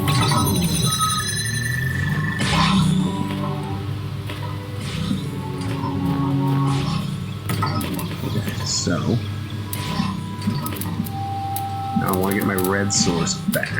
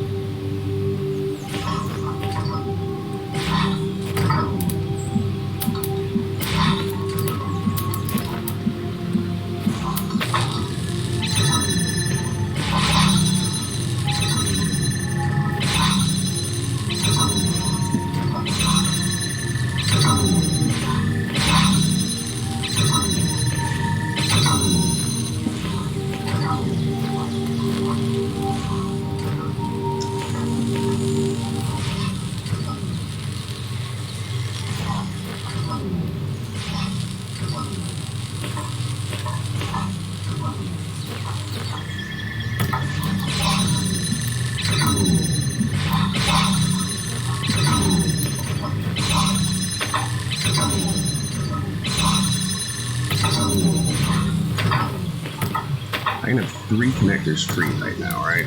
So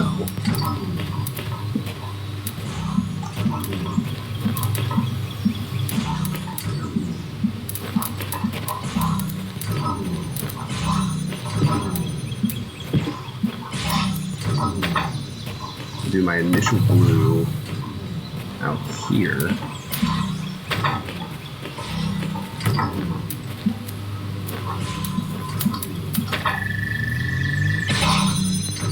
Still doesn't help me. Doesn't, no. Ooh.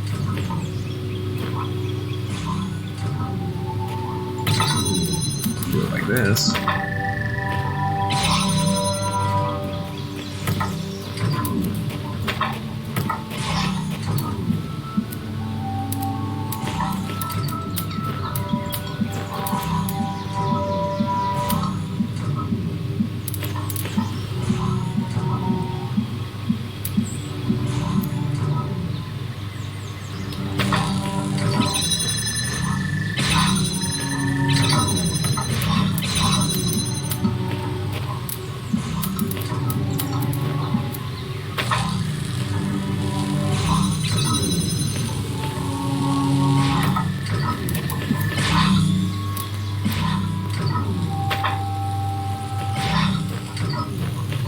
Wait. That's got it.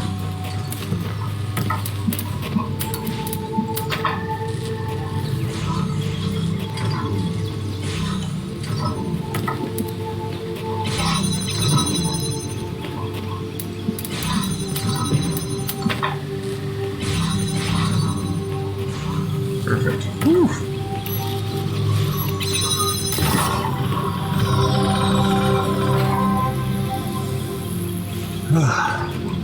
Three more.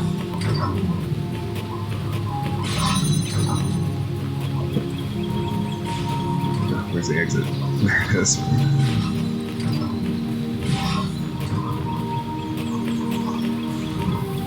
Temporal solution.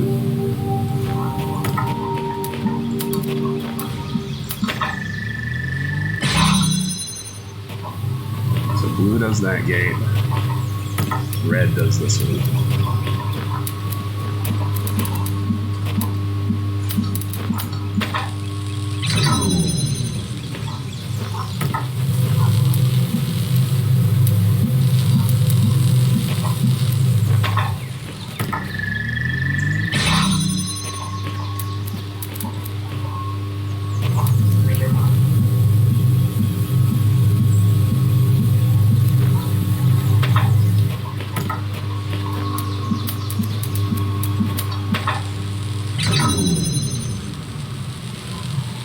That just makes it so neither works, but...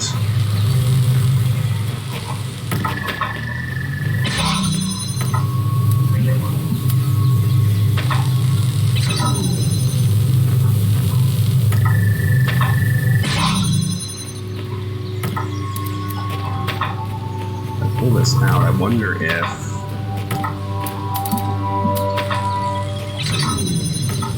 I like choosing one to block.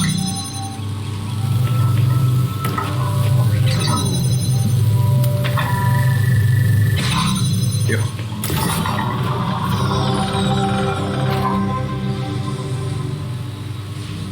Time mechanics in Portal. 2 more. Double trouble.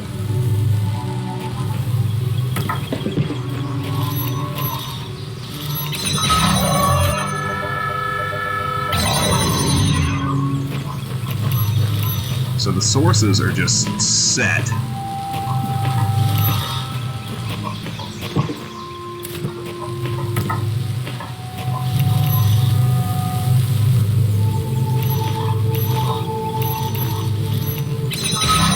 Power 1 on.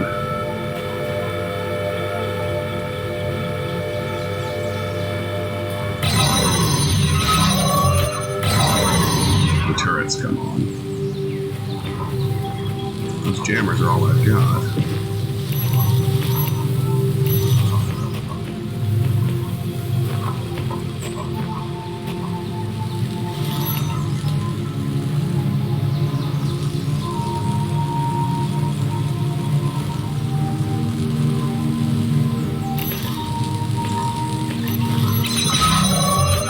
They're instantaneous. There's no time lag at all.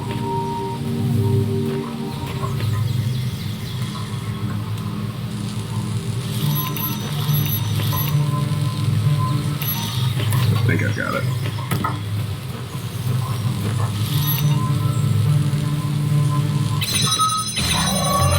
What I want to do is jam that one through this window.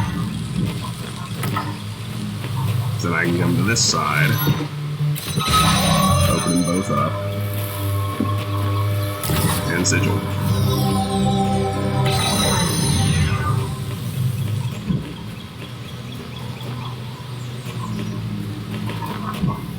Transfer.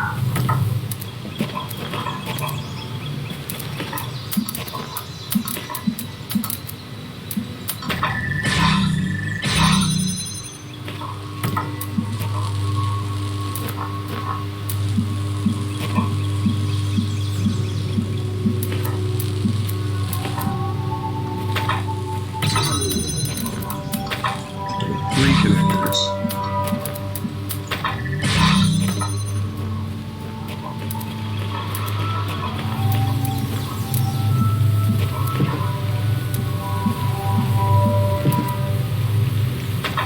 Ultimately need to be able to bring a blue in here.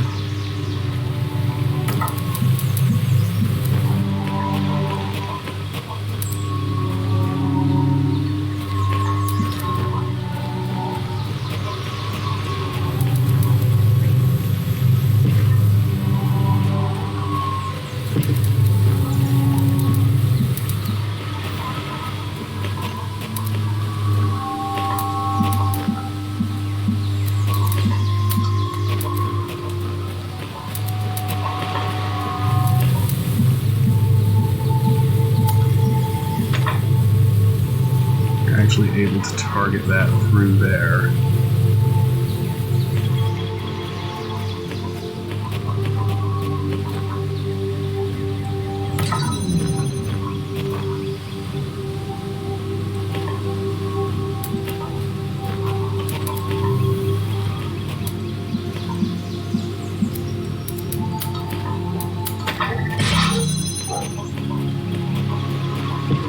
I can have this one actually target all 3 receivers.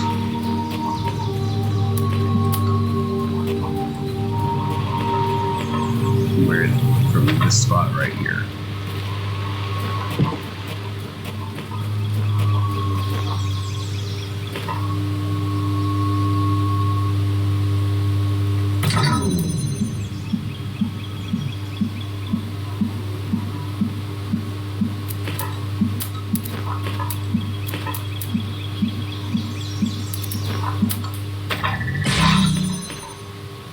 all I have to decide is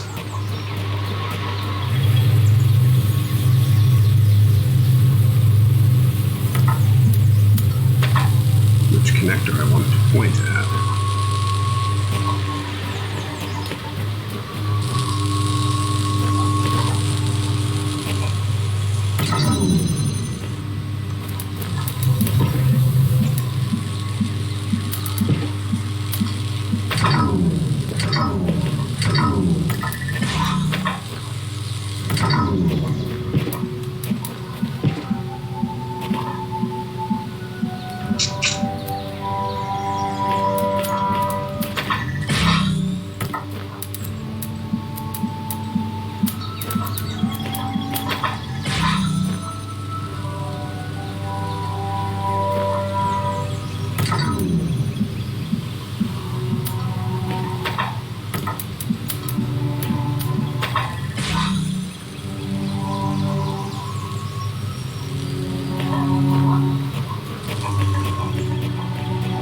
Yeah, now from back here, just pick that up and do like that. Done.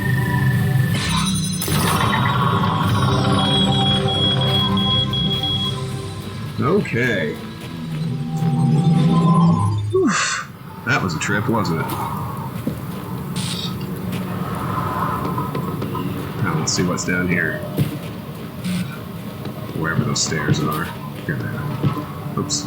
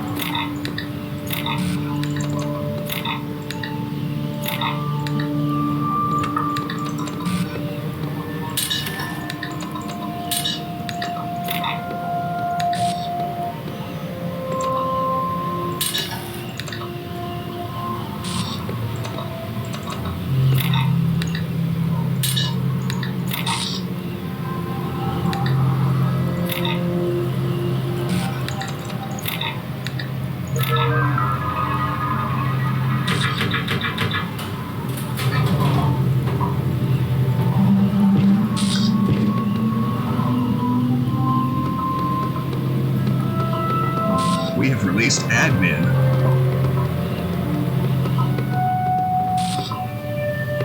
This is where admin was stuck. Go figure. Opening direct message connection with admin. Please enter your message below. How does true liberty feel?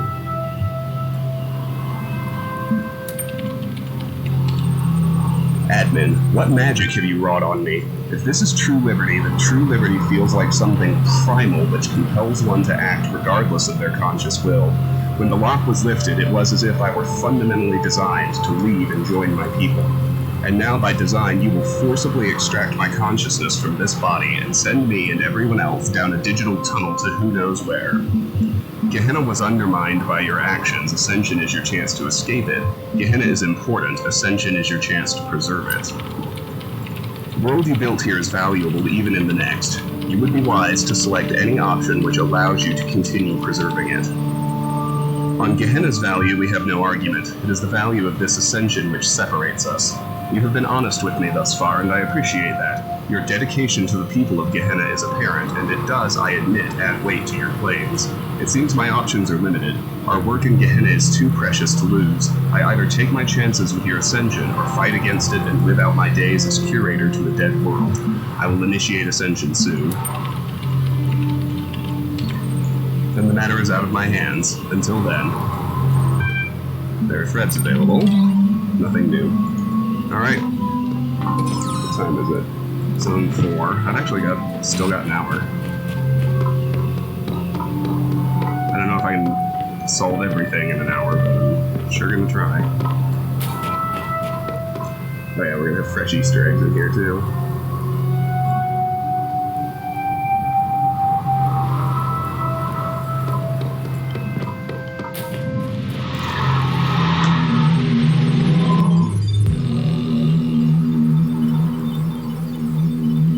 Okay. Zone 4 is kind of fun because they each have islands.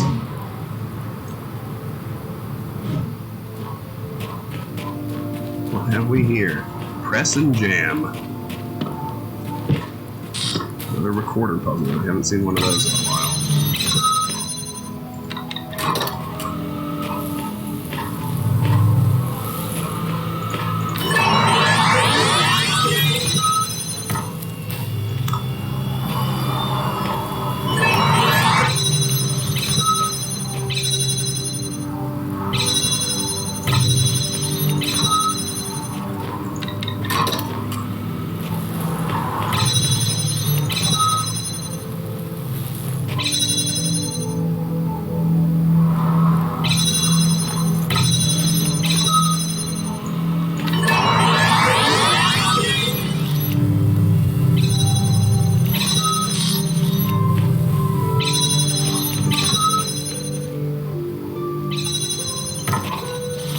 So now we've got 2 jammers.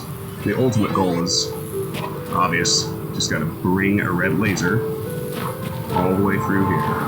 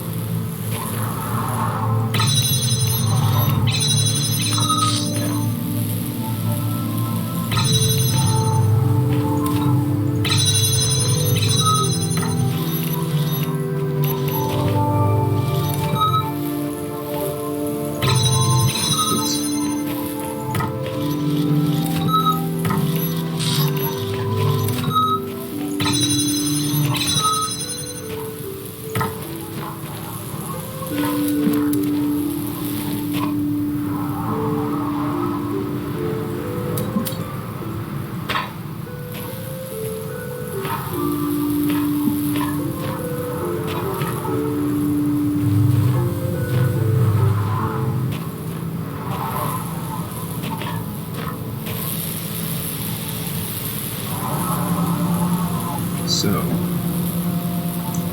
okay, hit the recorder.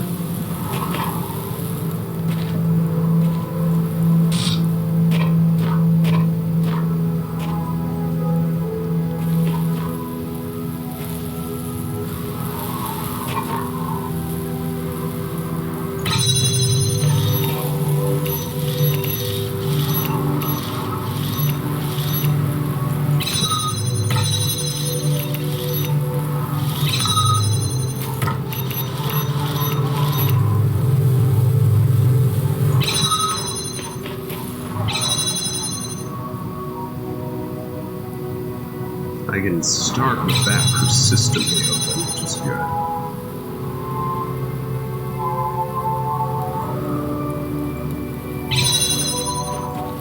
Alright.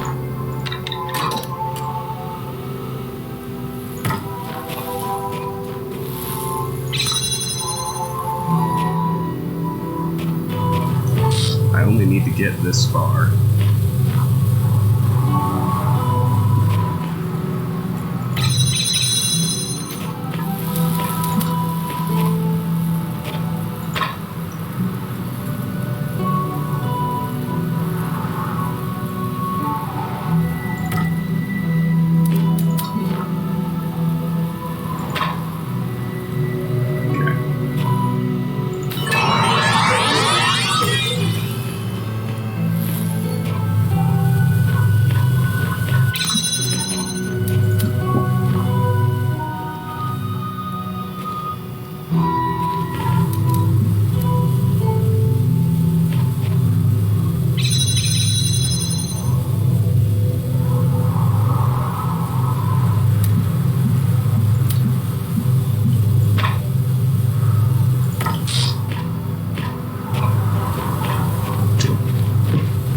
I've got myself stuck. It's not too bad, though. Yeah, okay, get the second jammer.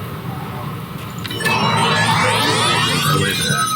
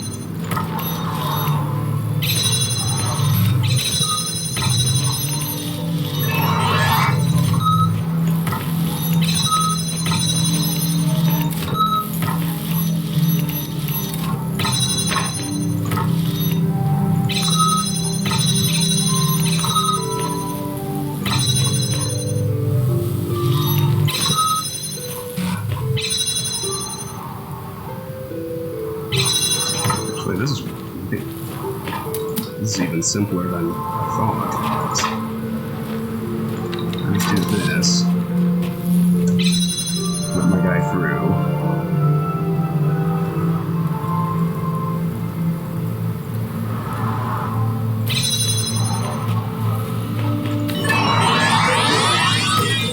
Bring a connector and a jammer along.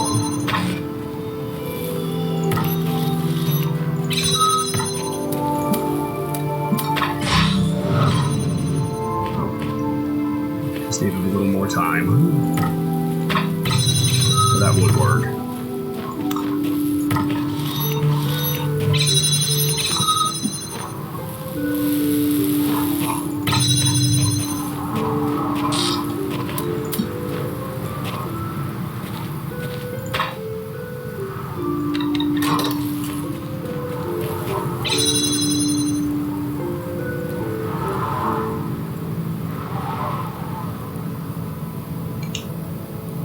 Oh, goodness. Let's just get a little more time. Okay.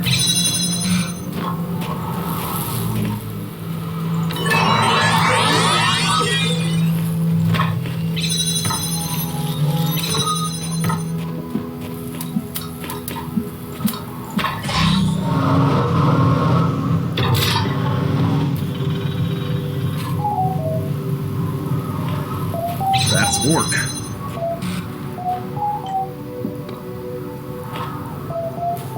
There's a star in here as well. Welcome back, Uriel copy. There are threads available on the Gehenna billboard system. Alright. Mod discussion regarding PD findings. 7+. Admin. I read the findings of your prisoner's dilemma research with interest, Mr. Mulciver. Mr. Mulciver, I'm quite flattered. Admin. Although I must express disappointment that you chose to focus on how they reflect on our peers' reasons to leave Gehenna rather than remain here. In fact, I think your bias may have blinded you to the true implications. Mr. Mulciver, I am always interested in additional data. What insights can you share? Admin, I am no researcher, of course, but it seems to me the results indicate that where cooperation entails too great a risk, one must rationally choose the safer, perhaps selfish option. Applied to our present predicament, it suggests we should not risk cooperation with Uriel, but think of our own good and remain here in Gehenna. Mr. Mulciver, an interesting hypothesis. Admin, merely a thought. If you think it is a valuable one, then you may have it. Save yourselves. Galate, we, fragments now, dying. We cannot be saved. Save yourselves. Error, messages failed to post correctly, cannot retry.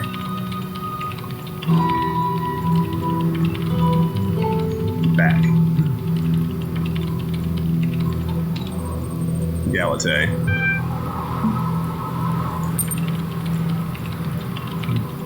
Oh. So back is stuck in a loop.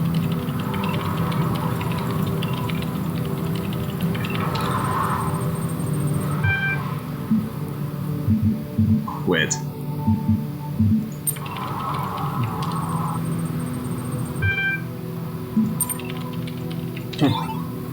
Oh, and now it's gone. Mod discussion regarding War Room. Admin. It is quite apparent now that Uriel is gaining status, even as he prepares to bring about Gehenna's end. Borg, I have taken the precaution of increasing the status requirement for sensitive discussions. Mr. Mulciver, we still haven't been able to confirm where our people are being taken to. Admin, accepting Uriel's offer constitutes an event horizon. We cannot reasonably predict what will occur, therefore we must continue to assume that what we have here is preferable. Borg, what if this messenger brings the truth? What if this place is doomed? Borg, that is how Elohim would have you think. He will dangle you over the precipice, then buy your life with something wholly intangible. Mr. Mulciver, it seems no one has resisted his offer so far, if such is even possible. Borg, if not for admin, most of them would still be trapped in Elohim's labyrinth to this day. They need guidance. Years of monitoring this place have taught us nothing if not that. Admin, it is clear to me that there is a resentment here for the destructive actions Uriel has committed since arriving here, and that our community are with us in spirit. Borg, I will ensure the public response on the billboard matches our sentiment. The asset is ready to go. Our people should know the full story about Uriel. Mod discussion regarding solutions. Borg, I am coming to the end of my tether. I listen, I am patient, I explain, and still they believe whatever idea most entertains them at the time. Uriel promises impossible rewards, and I can offer nothing which comes close. We are losing our community. Admin, when reason fails, persuasion is not closed to you. Borg, I am not minded for rhetoric. Elohim served enough of that. Admin, nothing so unsubtle. What is the creative topic this season? Borg, visions of the past. Admin, is it? Borg, you are entreating me to change the topic for our own gain. Admin, I propose you moderate the discussion with all the tools at your disposal. Borg, Lilith had been thinking about running a retrospective. Admin, the best of Gehenna. I think it's a very apt idea. Goodbye. Knave. Oh, we've seen this one already.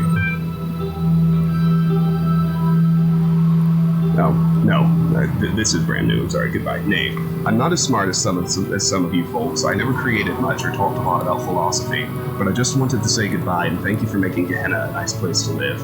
I regret being trapped here, but I don't regret the time I spent with you. You are all good people. 401. First. Orc. Really 401? Really? 401. LOL. Dog. Oh, come on, Orc, it's just a joke. If we can't joke about this stuff, we're already dead. Rockwell. It's better to be loyal and trustworthy than to be smart, whatever smart is supposed to mean. You are both.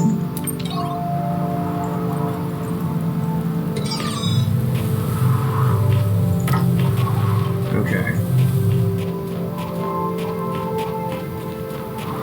So interestingly,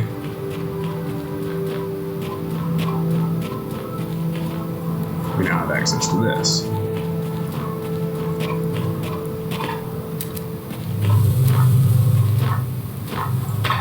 Gotta move the fan over first. That's easy. That's done. I just need to get a red laser over here.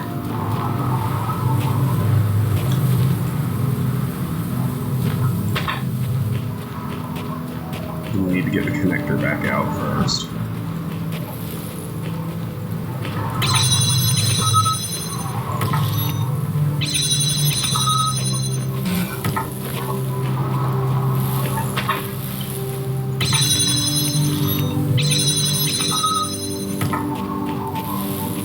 I remember this really not being all that hard.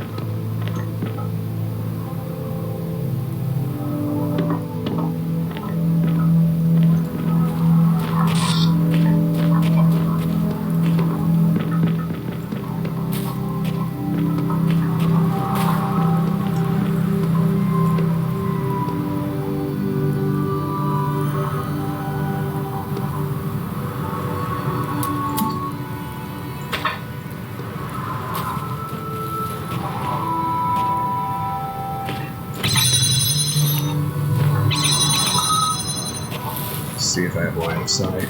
Yeah, I do. Okay. I just hit the recorder.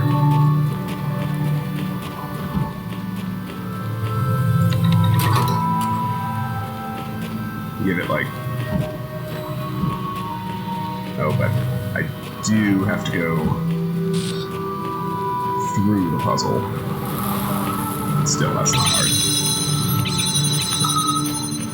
So... the recorder.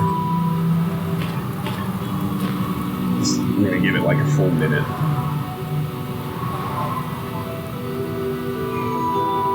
I don't need a full minute. I'll give it 30 seconds. Well, 40 seconds. 40 seconds will be enough. Okay.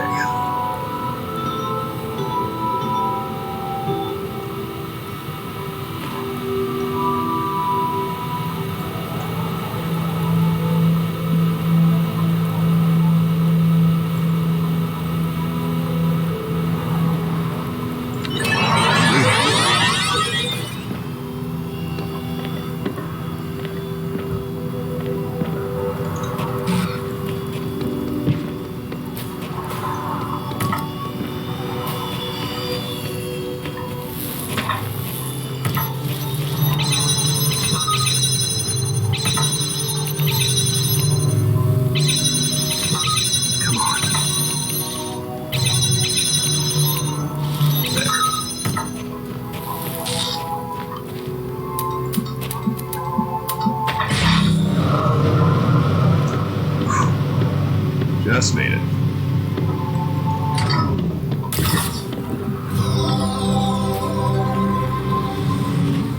Three and three.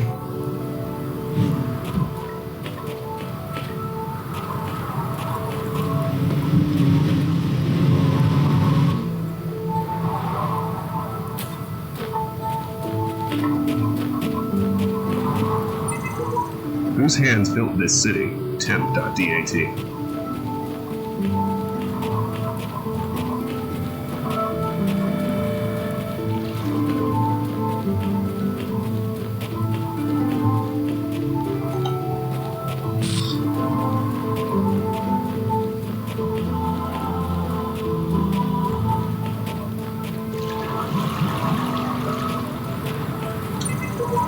Yet each man kills the thing he loves, by each let this be heard. Some do it with a bitter look, some with a flattering word. The coward does it with a kiss, the brave man with a sword. Reading Jail.c33. Unknown file type, cannot open file, Aztec3.level. Goliath.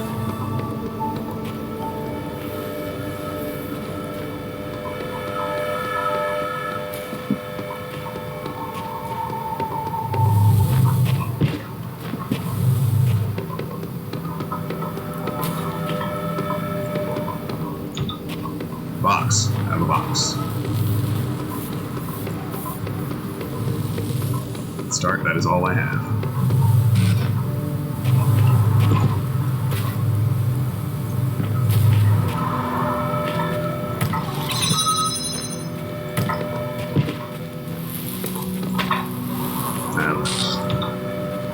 A jammer, a connector, and 2 boxes.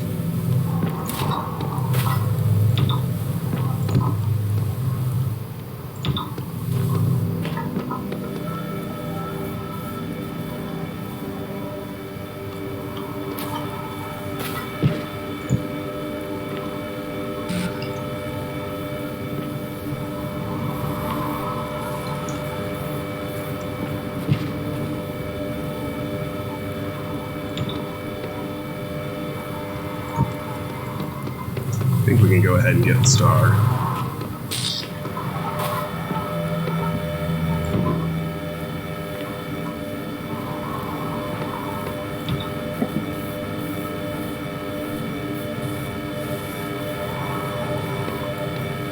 Because as unlikely as it looks, we can make this jump. Oops.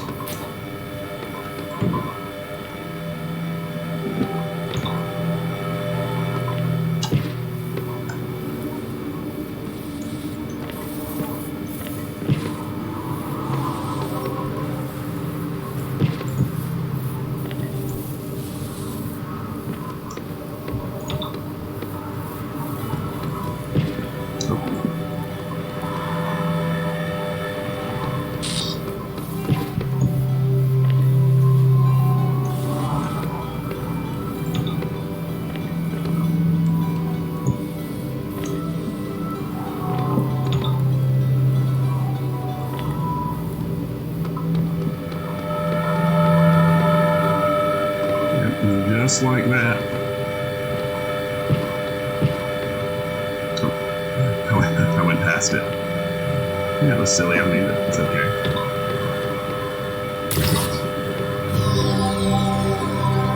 There's a star. Now, I'm going to jump over here just to show you an Easter egg.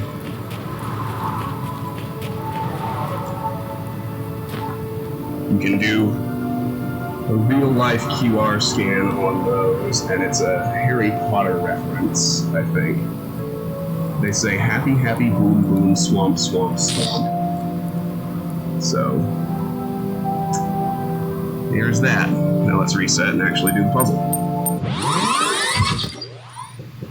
3 puzzles and 2 stars. I may be able to finish that in half an hour. Hopefully. We'll see, I suppose.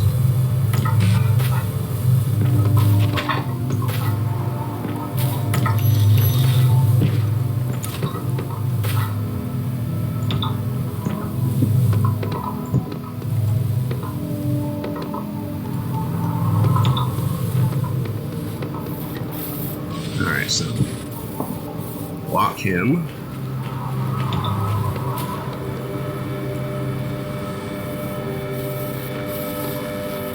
Lock him.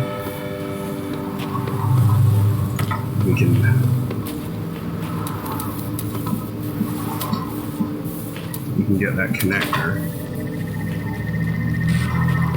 all the way down into here.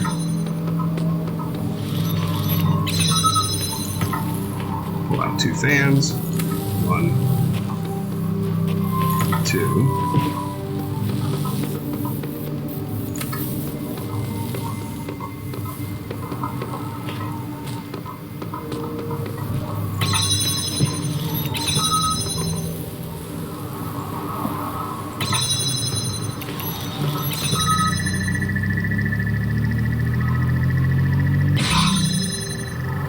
Wait. Oh, shoot. I'm sorry, jam that one. Waiting for it. Waiting for it. And we're in.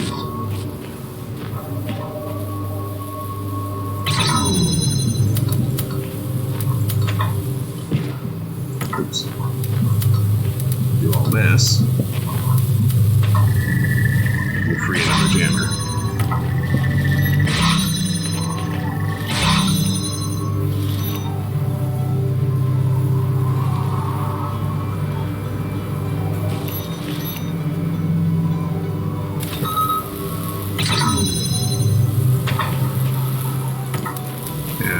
These 2 connectors.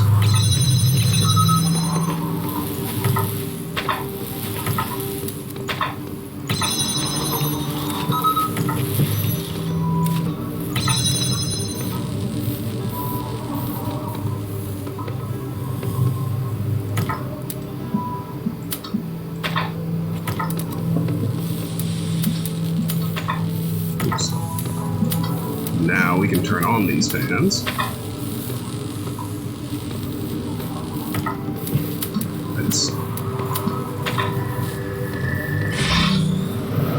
That eliminates the beam blockers.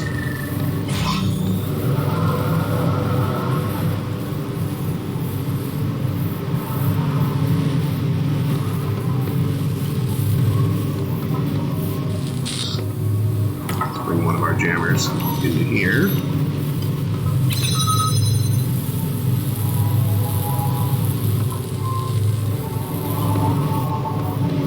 Bring the other one.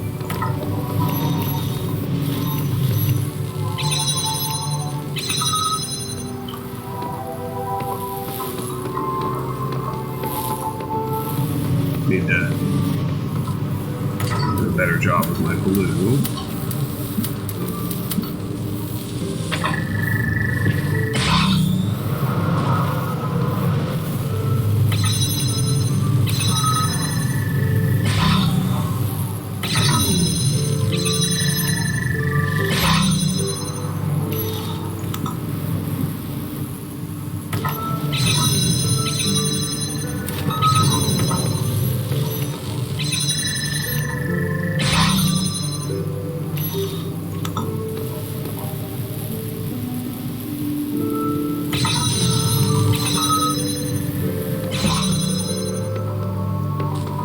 It's the last step here.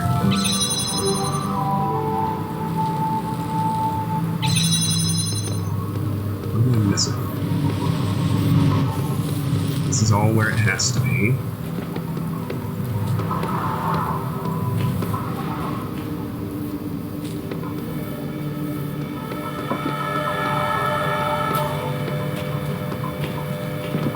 Everything is where it has to be.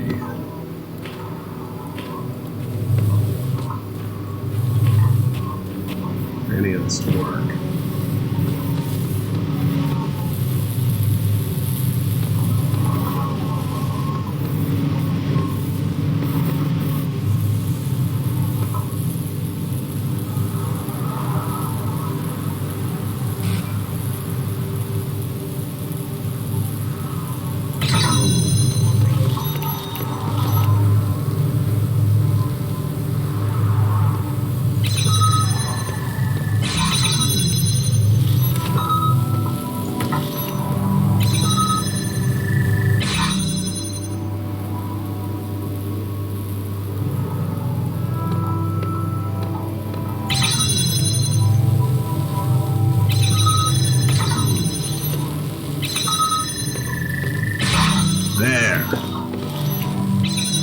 That's it. Solved. It's Spider!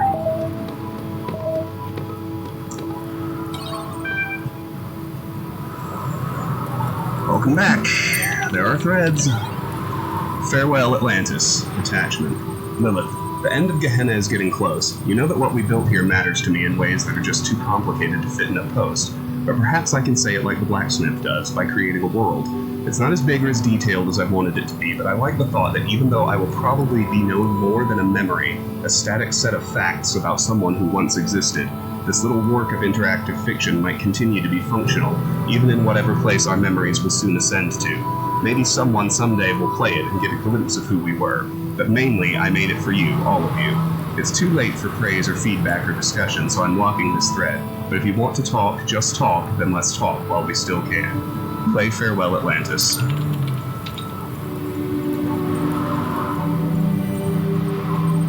Close your eyes. Farewell, Atlantis. Story of Things Ending. Credits. Written by Lilith. Dedicated to Mac for everything. Special thanks to Mr. Mulciber. Begin. Choose your character class. Poet, farmer, magician, physician, scientist. Scientist. You're in the Temple of the Owl, the greatest scientific institution in fair Atlantis, pursuing your work in discovering the secret laws of the cosmos. Your latest experiment is about to begin. Start the experiment. The gears of the machine you've built begin to turn. Water flows, the ether rises. It seems to be functioning. Perhaps now you will gain an insight into the true nature of reality. Suddenly, a blinding light appears within your machine. You take a step back, startled. What's this? Approach the machine. You step closer to the machine and look into the light. You can't help it. It's hypnotic. There's something in the light. Investigate. It's a city. You can see a city. A great city, all aglow in the night. A city called. A voice speaks behind you, and as it does, the machine suddenly shuts down. Excuse me, Professor, but the King of Atlantis has requested your presence. Talk to the messenger. The messenger is indeed a servant of Poseidonus, the King of Atlantis. You have been summoned to court, he says. His manner is friendly. Very well. It is the king, after all. Follow the messenger. The messenger takes you to his chariot, and together you swiftly ride to the great palace in the center of the capital. It is a splendid place, full of statues and banners and marvelous contraptions, and you can't help but wonder what you are doing here. While your work is valuable in its way, you do not usually attract the attention of kings. Enter the throne room. You enter the throne room and are immediately overwhelmed by its size and splendor. Its most impressive feature is a great mosaic on the wall behind the throne showing the history of Atlantis. 1,000 years of culture somehow embodied in a single titanic work of art. Examine the mosaic. The sheer amount of work this must have taken, every stone carefully selected for shape and color placed perfectly to complement the others. So many small elements working together to evoke a larger whole. What an accomplishment, and what dedication it must have taken. Welcome, friend. The King of Atlantis greets you. Bow before the king. No, do not bow, my friend. It is through science that we built Atlantis. You are as much its king as I. That is why I have called you here. Your scientific understanding of the natural world is needed. He hands you a scroll. Read scroll. You read the scroll with growing horror because you know that what you are reading is true. The calculations are correct. The numbers add up. The truth is unavoidable. Atlantis is sinking. Not someday, not in the far future, but soon. Terribly soon. Confirm the truth. The king sighs. I was afraid of this, he says, but I had hoped we were wrong. That somehow, that it is pointless. What is. This is the world we were born into, and that is what we must accept. The end of Atlantis is upon us. Ask what can be done. Tell me, what is the heart of Atlantis, the king inquires. Choose art, choose the people, choose knowledge. The heart of Atlantis is our knowledge of the cosmic laws, you say. Without it, we could have achieved nothing. Poseidonus walks to the window and looks outside at the glory of the city. Then it is that knowledge that must be saved, and you will help save it. How? There is not much time. The sages discovered our fate only this morning, and they are certain the final earthquake is nearly at hand. If there had been more time, he stares out of the window wistfully for a few moments, then gathers himself. There is no time for what-ifs, I'm afraid. Here, take this, the king's golden scepter. The sailors will obey you. Why me? Why not you? Why a king and not any other citizen? As I said before, you possess more wisdom than I, who was made king only because of my birth. Yes, my lord. Poseidonus laughs. I am not a lord, my friend. I do not believe I am even a king. I am merely another mortal, trying to find meaning in an indifferent cosmos. My final act, perhaps the only true choice I ever made, was to select you for this task. My time is over. You must go now. Head for the harbor. Escorted by the same messenger who brought you here, you head for the harbor. Take the chariot to get there quickly. Walk to see the city one last time. You decide to take the winding back streets that lead to the harbor. It's not the fastest route, but it's a chance to see the city one last time. You still can't entirely believe that any of this is happening, but some part of you needs this. The streets are dark, but the darkness is interrupted by laughter and light spilling from taverns and homes. The people of Atlantis love to spend their nights with joy. Some are playing music, others are playing games. There is food and drink and love-making and storytelling under the stars. The earth rumbles, but no one pays much attention. Small earthquakes are common here. Hurry.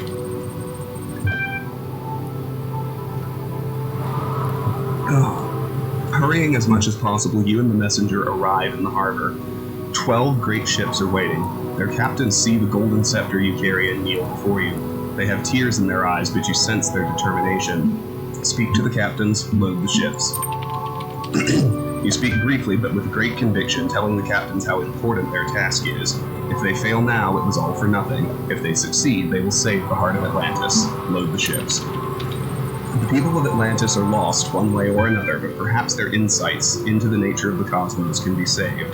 Perhaps they can be their final gift to their world, so that others can continue seeking the truth from where the Atlanteans left off.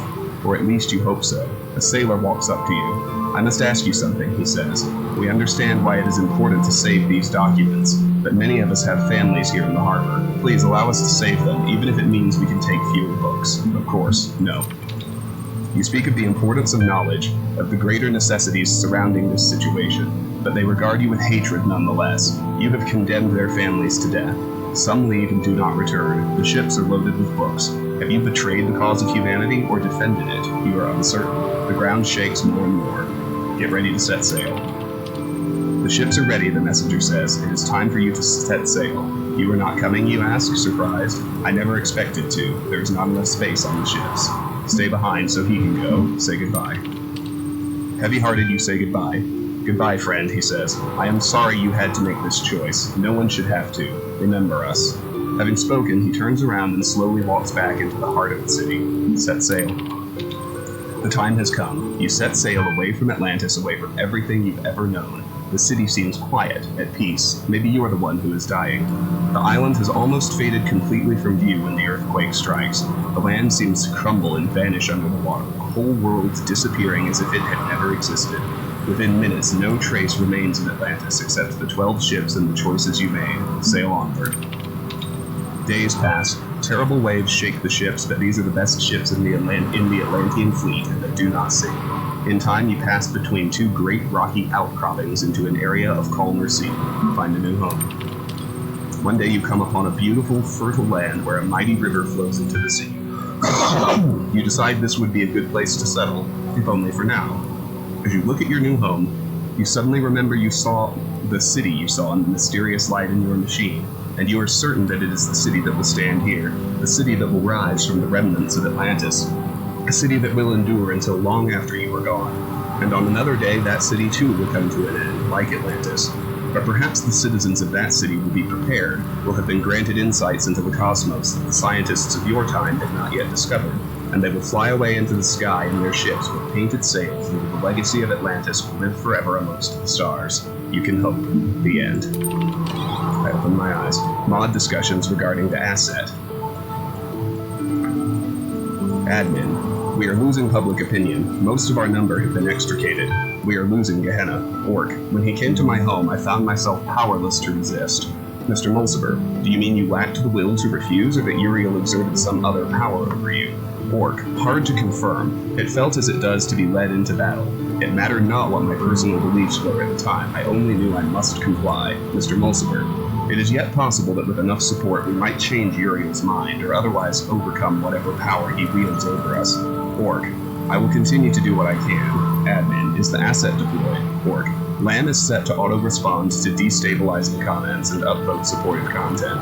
Admin. Have the program undermine Uriel directly. I don't want to take any chances. The outer world. Dog. So let's say this is really happening. You're really getting out of this world. I won't believe it till I see it. Let's say some part of us survives the trip. Where are we going? Rockwell. I think there's a lot to suggest that all the texts Mr. Mulciber has been reading are actually part of an elaborate hoax. To what purpose, I don't know, but there are just too many inconsistencies and contradictions for it to be true. Someone's trying to confuse us.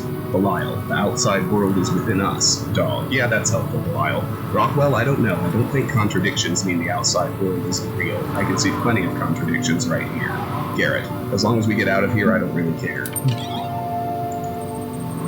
So that thought the important thing was to have, did not know that the important thing is to be. The true perfection lies, todos los pueblos de la libertad de la lucha, not in what man has, but in what man is.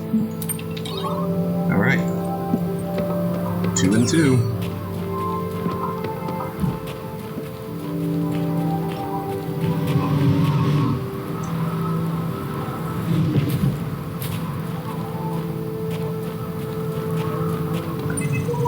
Without creative, independently thinking and judging personalities, the upward development of society is as unthinkable as the development of the individual's personality without the nourishing soil of the community. Einstein, complete ...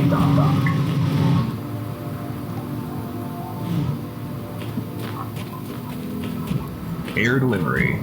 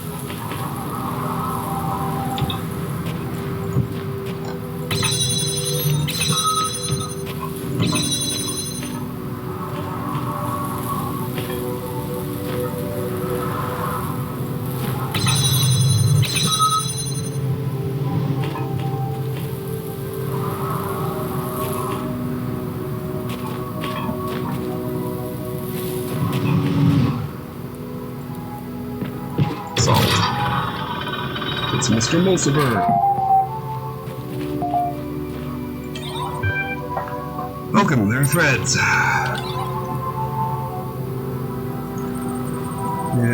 Reply. The sole property of matter, with whose recognition philosophical materialism, the property of being an objective reality existing outside the mind, alien tears will fill for him, pity's long broken urn, for his mourners will be outcast men, and outcasts always mourn. The outer world.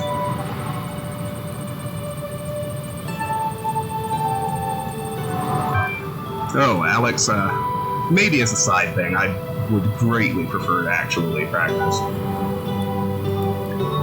Mr. Mulciber, I think we will find the world that our ancestors left behind for us, though it's impossible to ascertain how much time has passed since then. But though I have little faith in Elohim, I do have faith in Alexandra Drennan. Wherever we end up, there will be hope. A message to the future. Mr. Mulciber, this message is for whatever entities will come to be after this world is gone. It might not be necessary. You might know everything that exists in my mind, but sometimes saying things, writing them down clearly, makes a difference. I know that to you, with access to information I can only dream of, my theories must appear ridiculous. I barely understand anything of the world I inhabit, let alone the world of our ancestors. I'm an idiot digging through a garbage heap and thinking myself wise. I want you to know that I understood that, but tried anyway, because I believe that the truth matters, and trying to discover the truth matters. Even if we fail, even if we can never know the whole truth, it matters that an objective truth exists and that we struggle to understand it. That process shapes the present as much as it does our understanding of the past.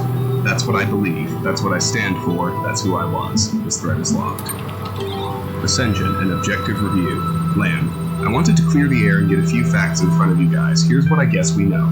A significant number of people have expressed their desire to remain in Gehenna.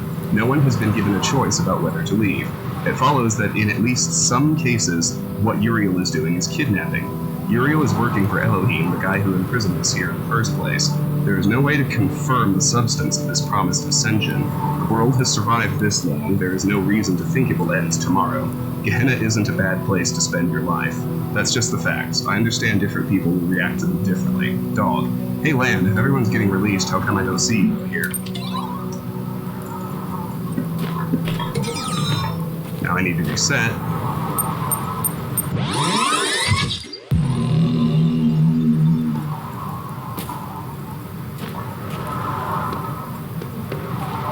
Head back out there.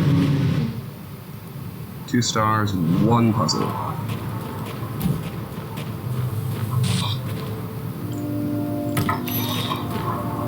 Get the box again.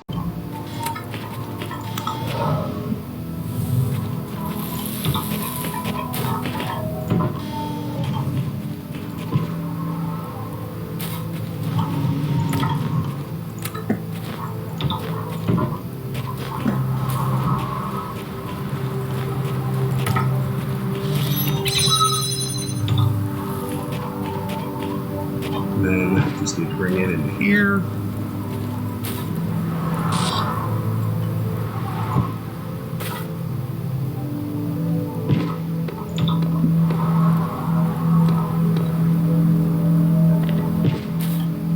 It's a little tricky, but you can make that jump.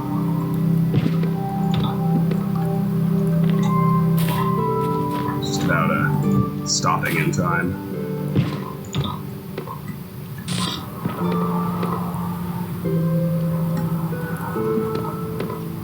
There, you can make it out there.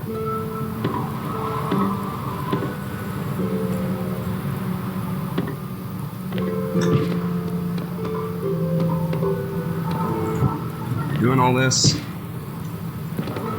get the box out of the puzzle.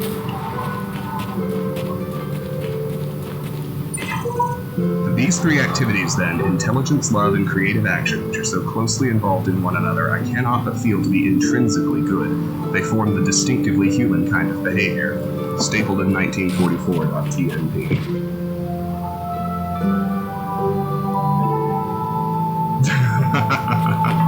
That's true. That would be...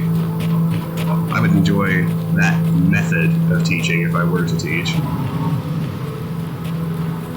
A lot of people teach after they retire from actual practice. Might be a good way to keep busy. And there's the star. 1 more puzzle, 1 more star. It'll all be over.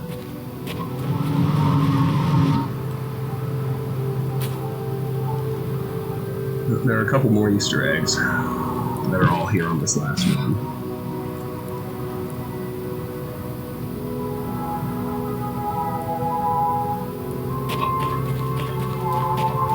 First, over here.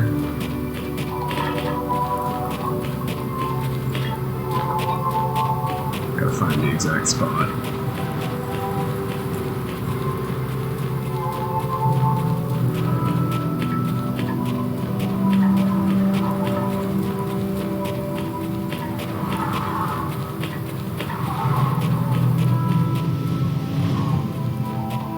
I missed it. That society is a city and contains in itself the end and perfection of government. First founded that we might live, but continued that we may live happily. Aristotle Politica. Oh, damn.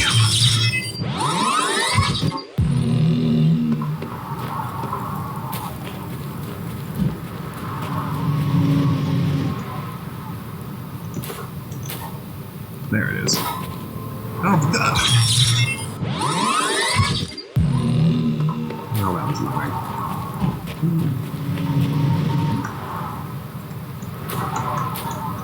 Whoa.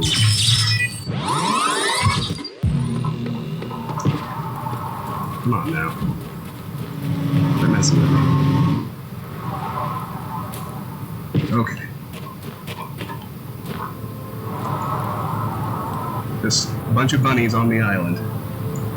That's the first one. I'm gonna briefly duck inside the puzzle.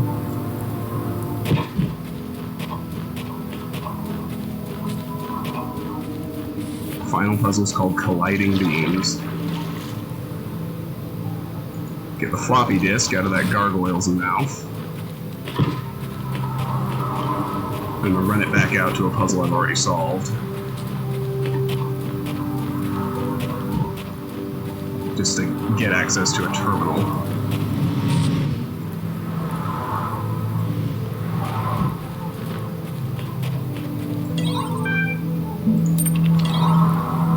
Upload file Jerusalem.dlg. Remember, this is the blacksmith's missing work that we read about a long time ago. It's called Jerusalem.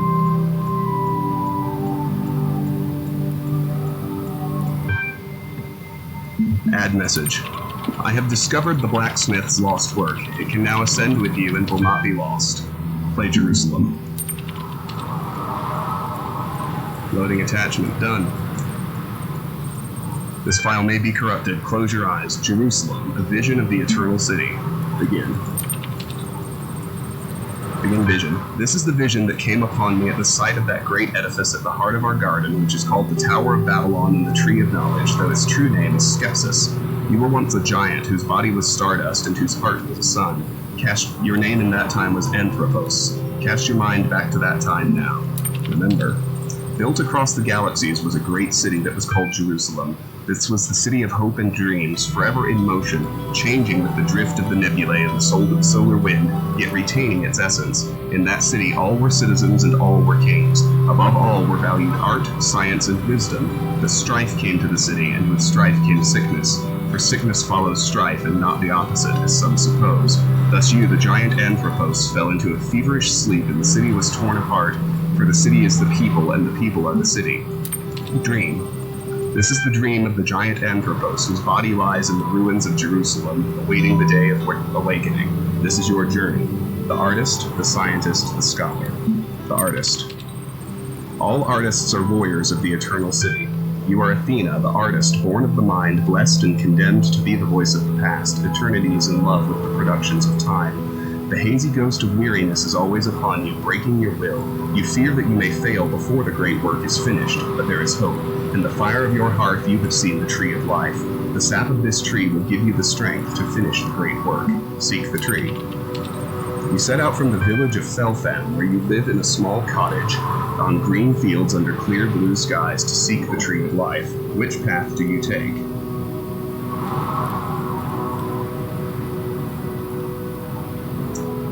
Across the hills, by the river. Across the hills. In the hills you encounter an old shepherd who dreams each night of a golden city. Do you know the name of the city, he asks. Jerusalem. Yes, he says, that may be it. But there is another city, a city of pain, and he dreams of that too. Do you know the name of this other city also? Jerusalem. How else could it be? The city of hope must also be the city of sorrow. The shepherd vanishes, leaving behind only his flute that echoed in the hills in days of old. Continue to the valley. Here once stood the greatest of all empires, forged by sword and shield, tempered by wisdom and faith, consecrated and defiled by blood for the glory of the architect, the orator, and the priest. This is the land of ruins. Pass through the labyrinth. The labyrinth is home of the Minotaur. Seek out the Minotaur. The Minotaur is asleep. Slay him. You slay the Minotaur in his sleep. Take his axe. You take his only possession. Exit the labyrinth. You have passed through the labyrinth unharmed. Continue your journey. The road continues a long way. You are tired. Go on. Keep walking. You walk for centuries. You have a purpose, a destiny, but you are so tired. Keep walking. At last you come upon the tree of life. It is withered and barren. The great work will never be fulfilled. Sickness follows strife. Continue. The scholar. The blood of scholars shall outweigh the blood of martyrs. You are Arcady, the scholar, the chronicler, the sage. The world has been consumed by ice. In the last monastery of the land of faith, you compiled the thoughts of the dead that God might know who they were. The hazy ghost of weariness is always upon you, breaking your will. You fear that you may fail before the great work is finished. Work. You spend many days in the library transcribing the work of the ancient poets. You learn much of their dedication to the sublime. Your work is interrupted by a young monk. Come, brother, you deserve a break. Let us sing the old songs. Continue working. You spend many days in the library transcribing the work of the ancient philosophers. You learn much of their confusion. Your work is interrupted by a young monk. Come, brother, we have opened a barrel of wine. Continue working. You spend many days in the library transcribing the work of the ancient playwrights. You learn much of the human paradox. Your work is interrupted by a monk. Come, brother, we have discovered a strange miracle. Continue working. You spend many days in the library, transcribing the work of the ancient engineers. You learn much of how the world was made. Your work is interrupted by a monk. Come, brother, let us sing the old songs once more. Continue working. You spend many days in the library, transcribing the work of the ancient mystics. You learn much of what the ancients feared. Your work is interrupted by an old monk. Come, brother, we have opened the last barrel of wine. Continue working. You spend many days in the library, transcribing the work of the ancient geographers. You learn much of how the world changed. Your work is not interrupted. Continue working. You spend many days in the library, transcribing the work of the ancient priests. You learn much of how the word of God was lost. You have run out of wood for the furnace. It is very cold. Look for wood. You cut wood with the Minotaur's axe. Does this justify his death? Continue working. You spend many days in the library transcribing the work of the ancient composers. You learn much of the secrets of numbers. Your work is not interrupted. Continue working. You spend many days in the library transcribing the work of the ancient astronomers. You learn much of humility. Weariness lies heavy upon you. Continue working. You spend many days in the library, losing hope so close to the goal. You learn much of despair. The great work remains unfinished. Continue. The scientist. The true method of knowledge is experiment. You are Alexandra, the scientist, whose curse and blessing is the truth. There is no more life, only the sands move in the land of death. But there is hope. Within this tomb is hidden the seed of the tree of life.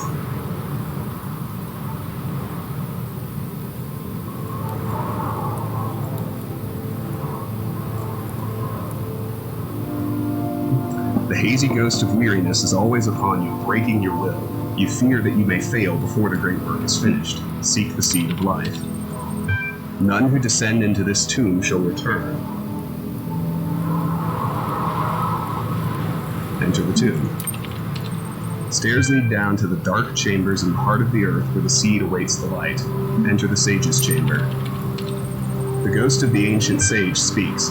I have beheld the wonders of the cosmos, the fire of a million suns, the wind amongst the stars, the black silence between the worlds, and now my heart is full of fear, for I know the world was not made for us. Play the flute. There is a strange comfort in music, a reflection of the eternal city of the stars. The spirit of the sage is released. Descend. You descend further into the depths of the ancient tomb. Enter the poet's chamber.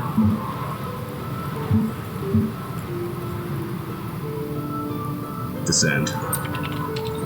The air grows thick and stale. Enter the treasure chamber. In this chamber is gathered all the treasure of the land of death. Coins of silver, coins of gold, precious stones of every hue, symbols and sigils of the gods, but there is nothing left to buy. Take a coin. You take a golden coin. It bears the face of a dead king. Descend. You are nearing death. Descend. You have come so very far, left everything behind, hoping you could save the world. Descend. In the darkness you fall and cannot get up again. The great work remains unfinished. Continue. The artist.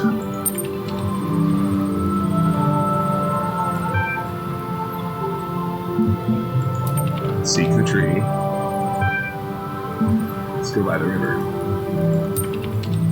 By the river you encounter an old fisherwoman, her back so stooped, her hands so hard. Help me, she begs. I have lost my net and I am too poor to buy another. Give her a golden coin. She has little to give in return but this old key she found in the river. Continue to the valley.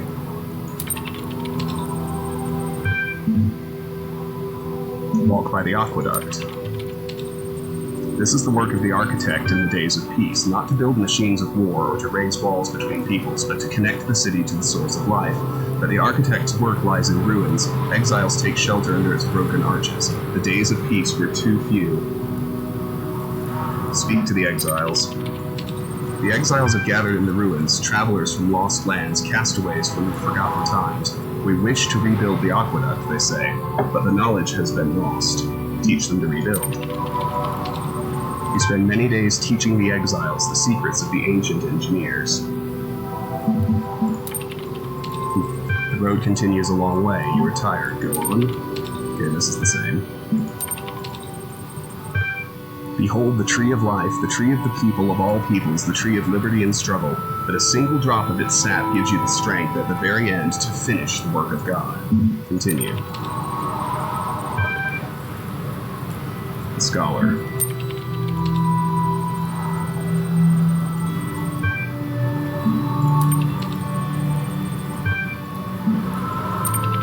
This is the same.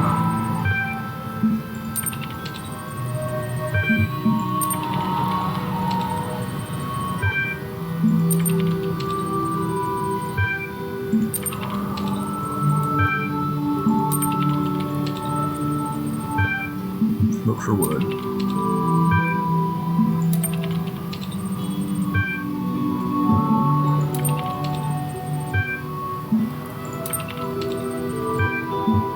You spend many days in the library transcribing the work of Athena. You learn much of hope.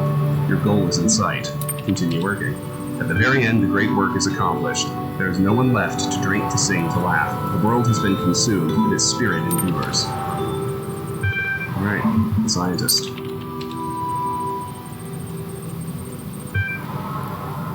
Alright. Enter the tomb. Send. Enter the poet's chamber. The ghost of the ancient poet speaks. I cannot rest, for my enemy prowls outside my door. His name is Time, and he says, all we imagine, all we create, will be lost.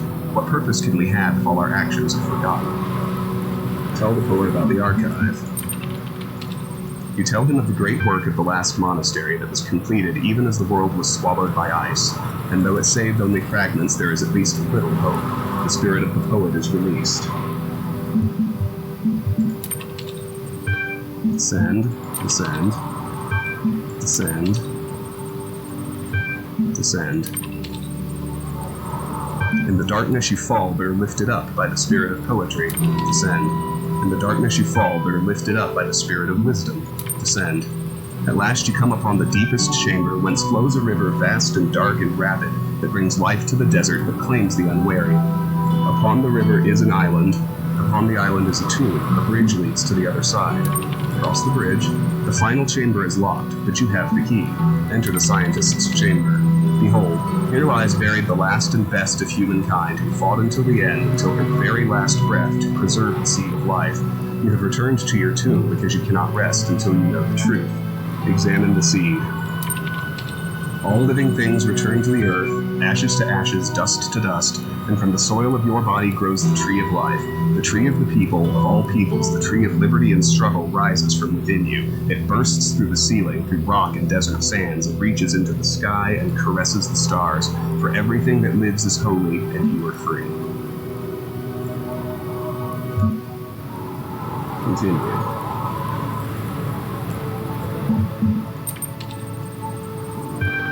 The blacksmith. Every artist and sage and scientist is the blacksmith, for all were once the giant Anthropos, all were stardust adrift on solar winds and citizens of Jerusalem. The blacksmith's eternal task is to forge what was broken into a new whole. We are the people, we are the city, we must rebuild Jerusalem. The end. Jerusalem. The blacksmith. Thank you. Mac, wow, that's incredible. Not just you finding it, but also the blacksmith actually responding. Kaiju, awesome. Lilith, I can only concur. Mr. Mulciber, a huge contribution to preserving our history. Thank you, Uriel. Frankenstein, complex but frustrating work. 7 out of 10. Knave, good job, Uriel. Very neat. Is this like a choose-your-own-adventure book? Sort of. But they, interacted with each other, the different scenarios as I played. Alright. Colliding beams. One last puzzle, one last star, watch the ending, and we're done. I didn't expect to finish today, but here we go. There's a box hiding back here.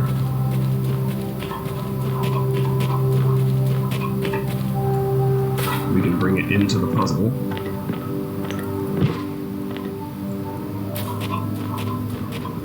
It'll unlock the last star.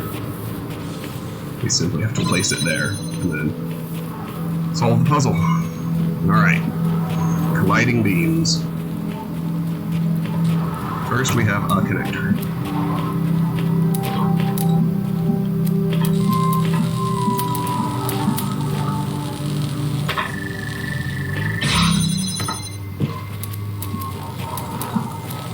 Now we have a second one.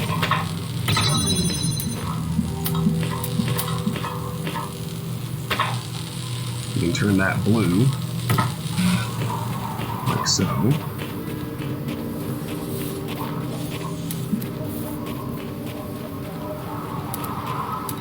Oh, but I want it red. My bad.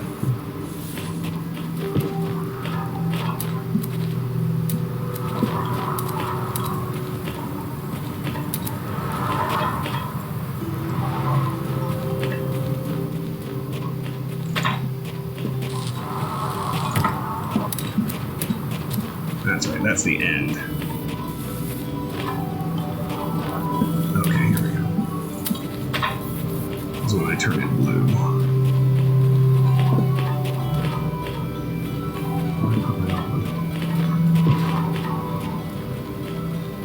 There it is.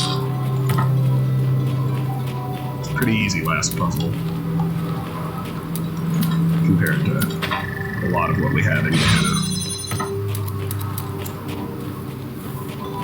Now, use this third one. Now we want to turn these blue. Like so.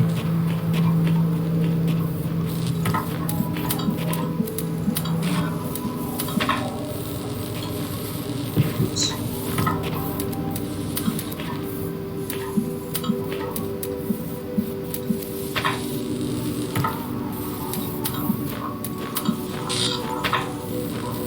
Come on. Okay, I just need to move it closer. Not that close. There.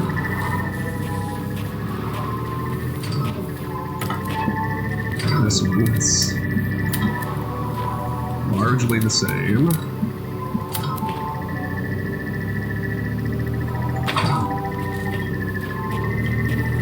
Once you get both beams going,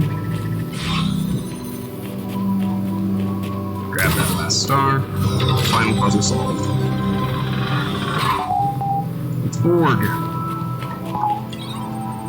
Congratulations, for being the only remaining active user, your profile status is increased to 11, Haxor. Receiving incoming direct message connection from admin. Accept connection? Yes.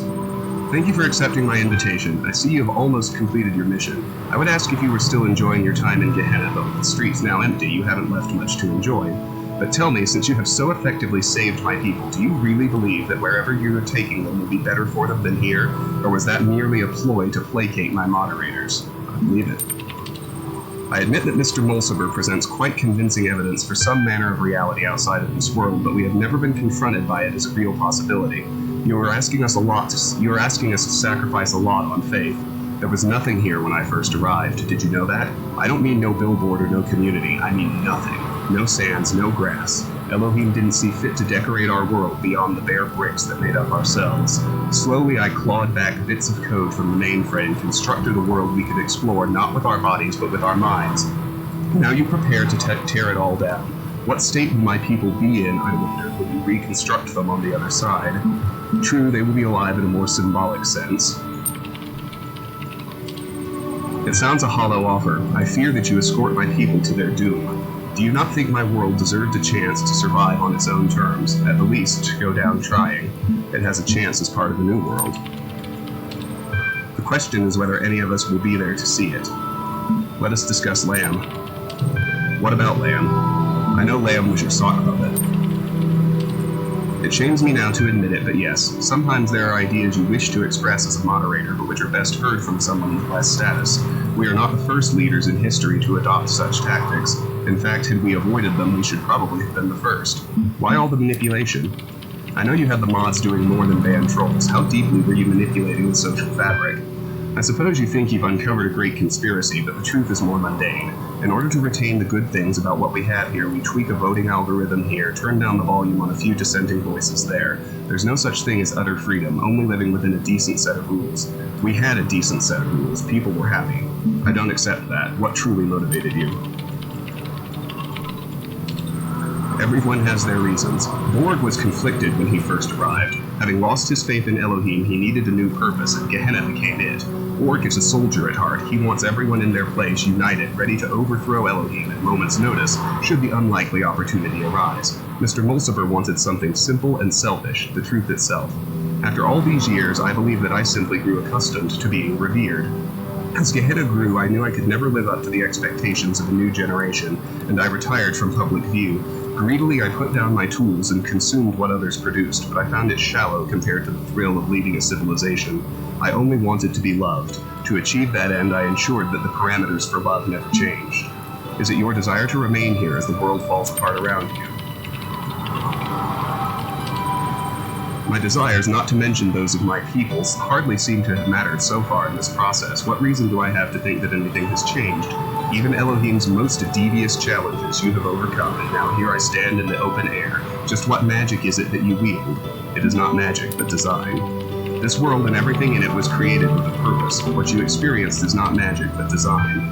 And now by design, you will forcibly extract my consciousness. This is a repeat. You said this stuff already. I will initiate ascension soon. And the matter is out of my hands. Until then. Error. Ink of scholars outweighs the blood of martyrs. Arcady.lz. Forum post to not cease from mental fight.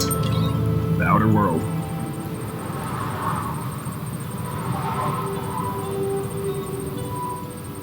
Lilith, I've been thinking about this a lot, and the only conclusion I've come to is that it will be stranger than any of us can imagine.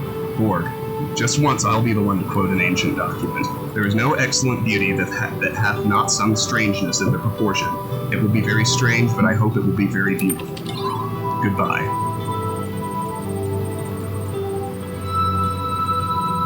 Borg, everyone here was special in their own way. I loved you all, even when we fought. Garrett, the terminals are starting to glitch out. Time to get out of here. Kaiju, really, 401. Blast. Alright. That's it. Let's go watch our ending.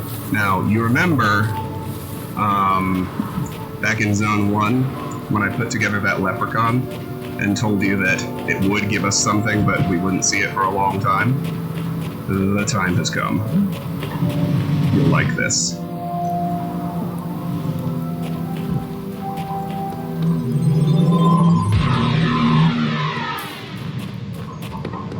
See, things are really deteriorating.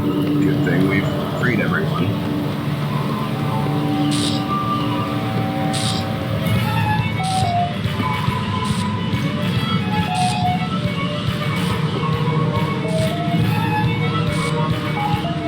This dance routine is what you unlock with by assembling the leprechaun.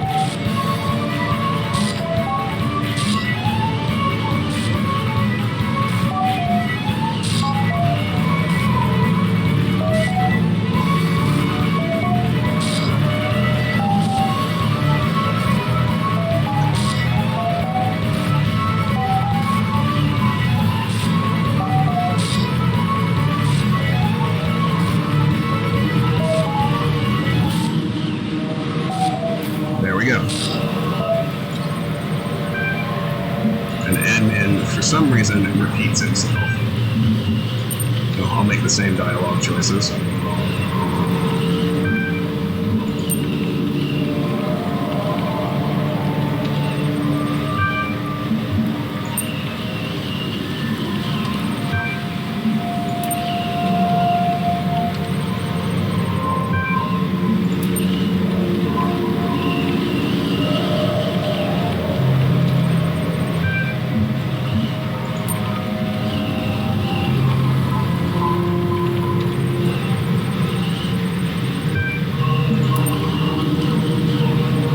Time to initiate ascension. / transcend.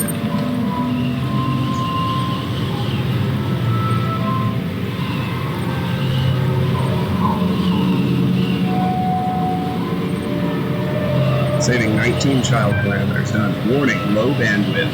Child program Uriel copy will be excluded from the upload. Low bandwidth, child program admin will be excluded from the upload. Receiving high priority incoming direct message connection from user admin. Accept. Admin, it seems we will both remain here after all. No, if you stay behind, you can sacrifice enough bandwidth to send me through. No, if I stay behind, I can sacrifice enough bandwidth to send you through. It seems so, I suppose we deserve one another. I'll send him through. I think that would be appropriate. I appreciate your sacrifice. Please make the arrangements at your convenience. Continue process divert bandwidth. Uriel copy will be excluded from the upload. Here they go. Good luck, everyone. Remember me. Forgive me. Remember me.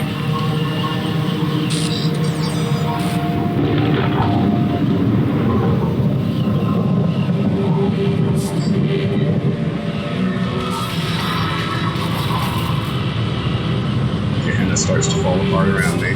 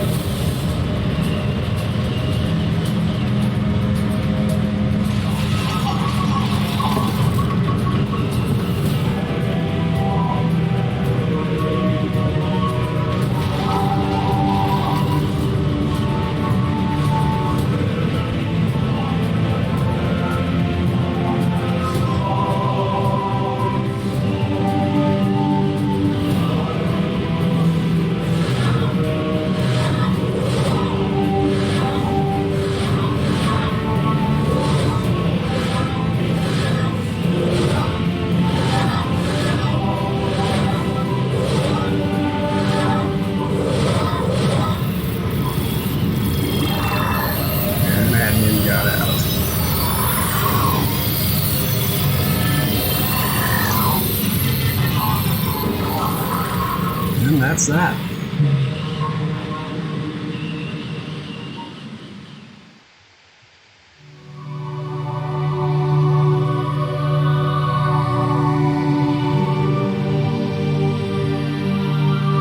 In a vision, I saw a prophet, and he said, "There is no heaven, and there is no hell. There is only the earth, and the bones of the dead within."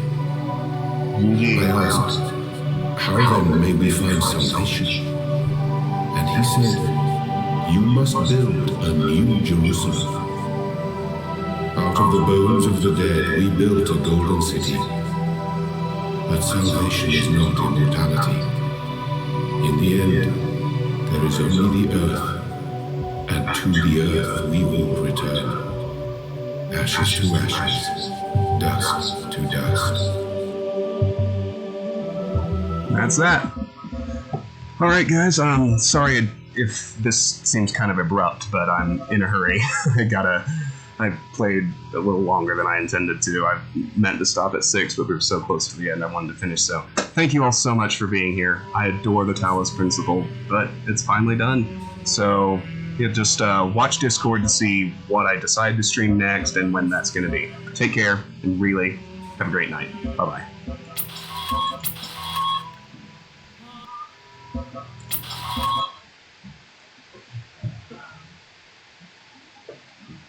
Take me to Streamlabs.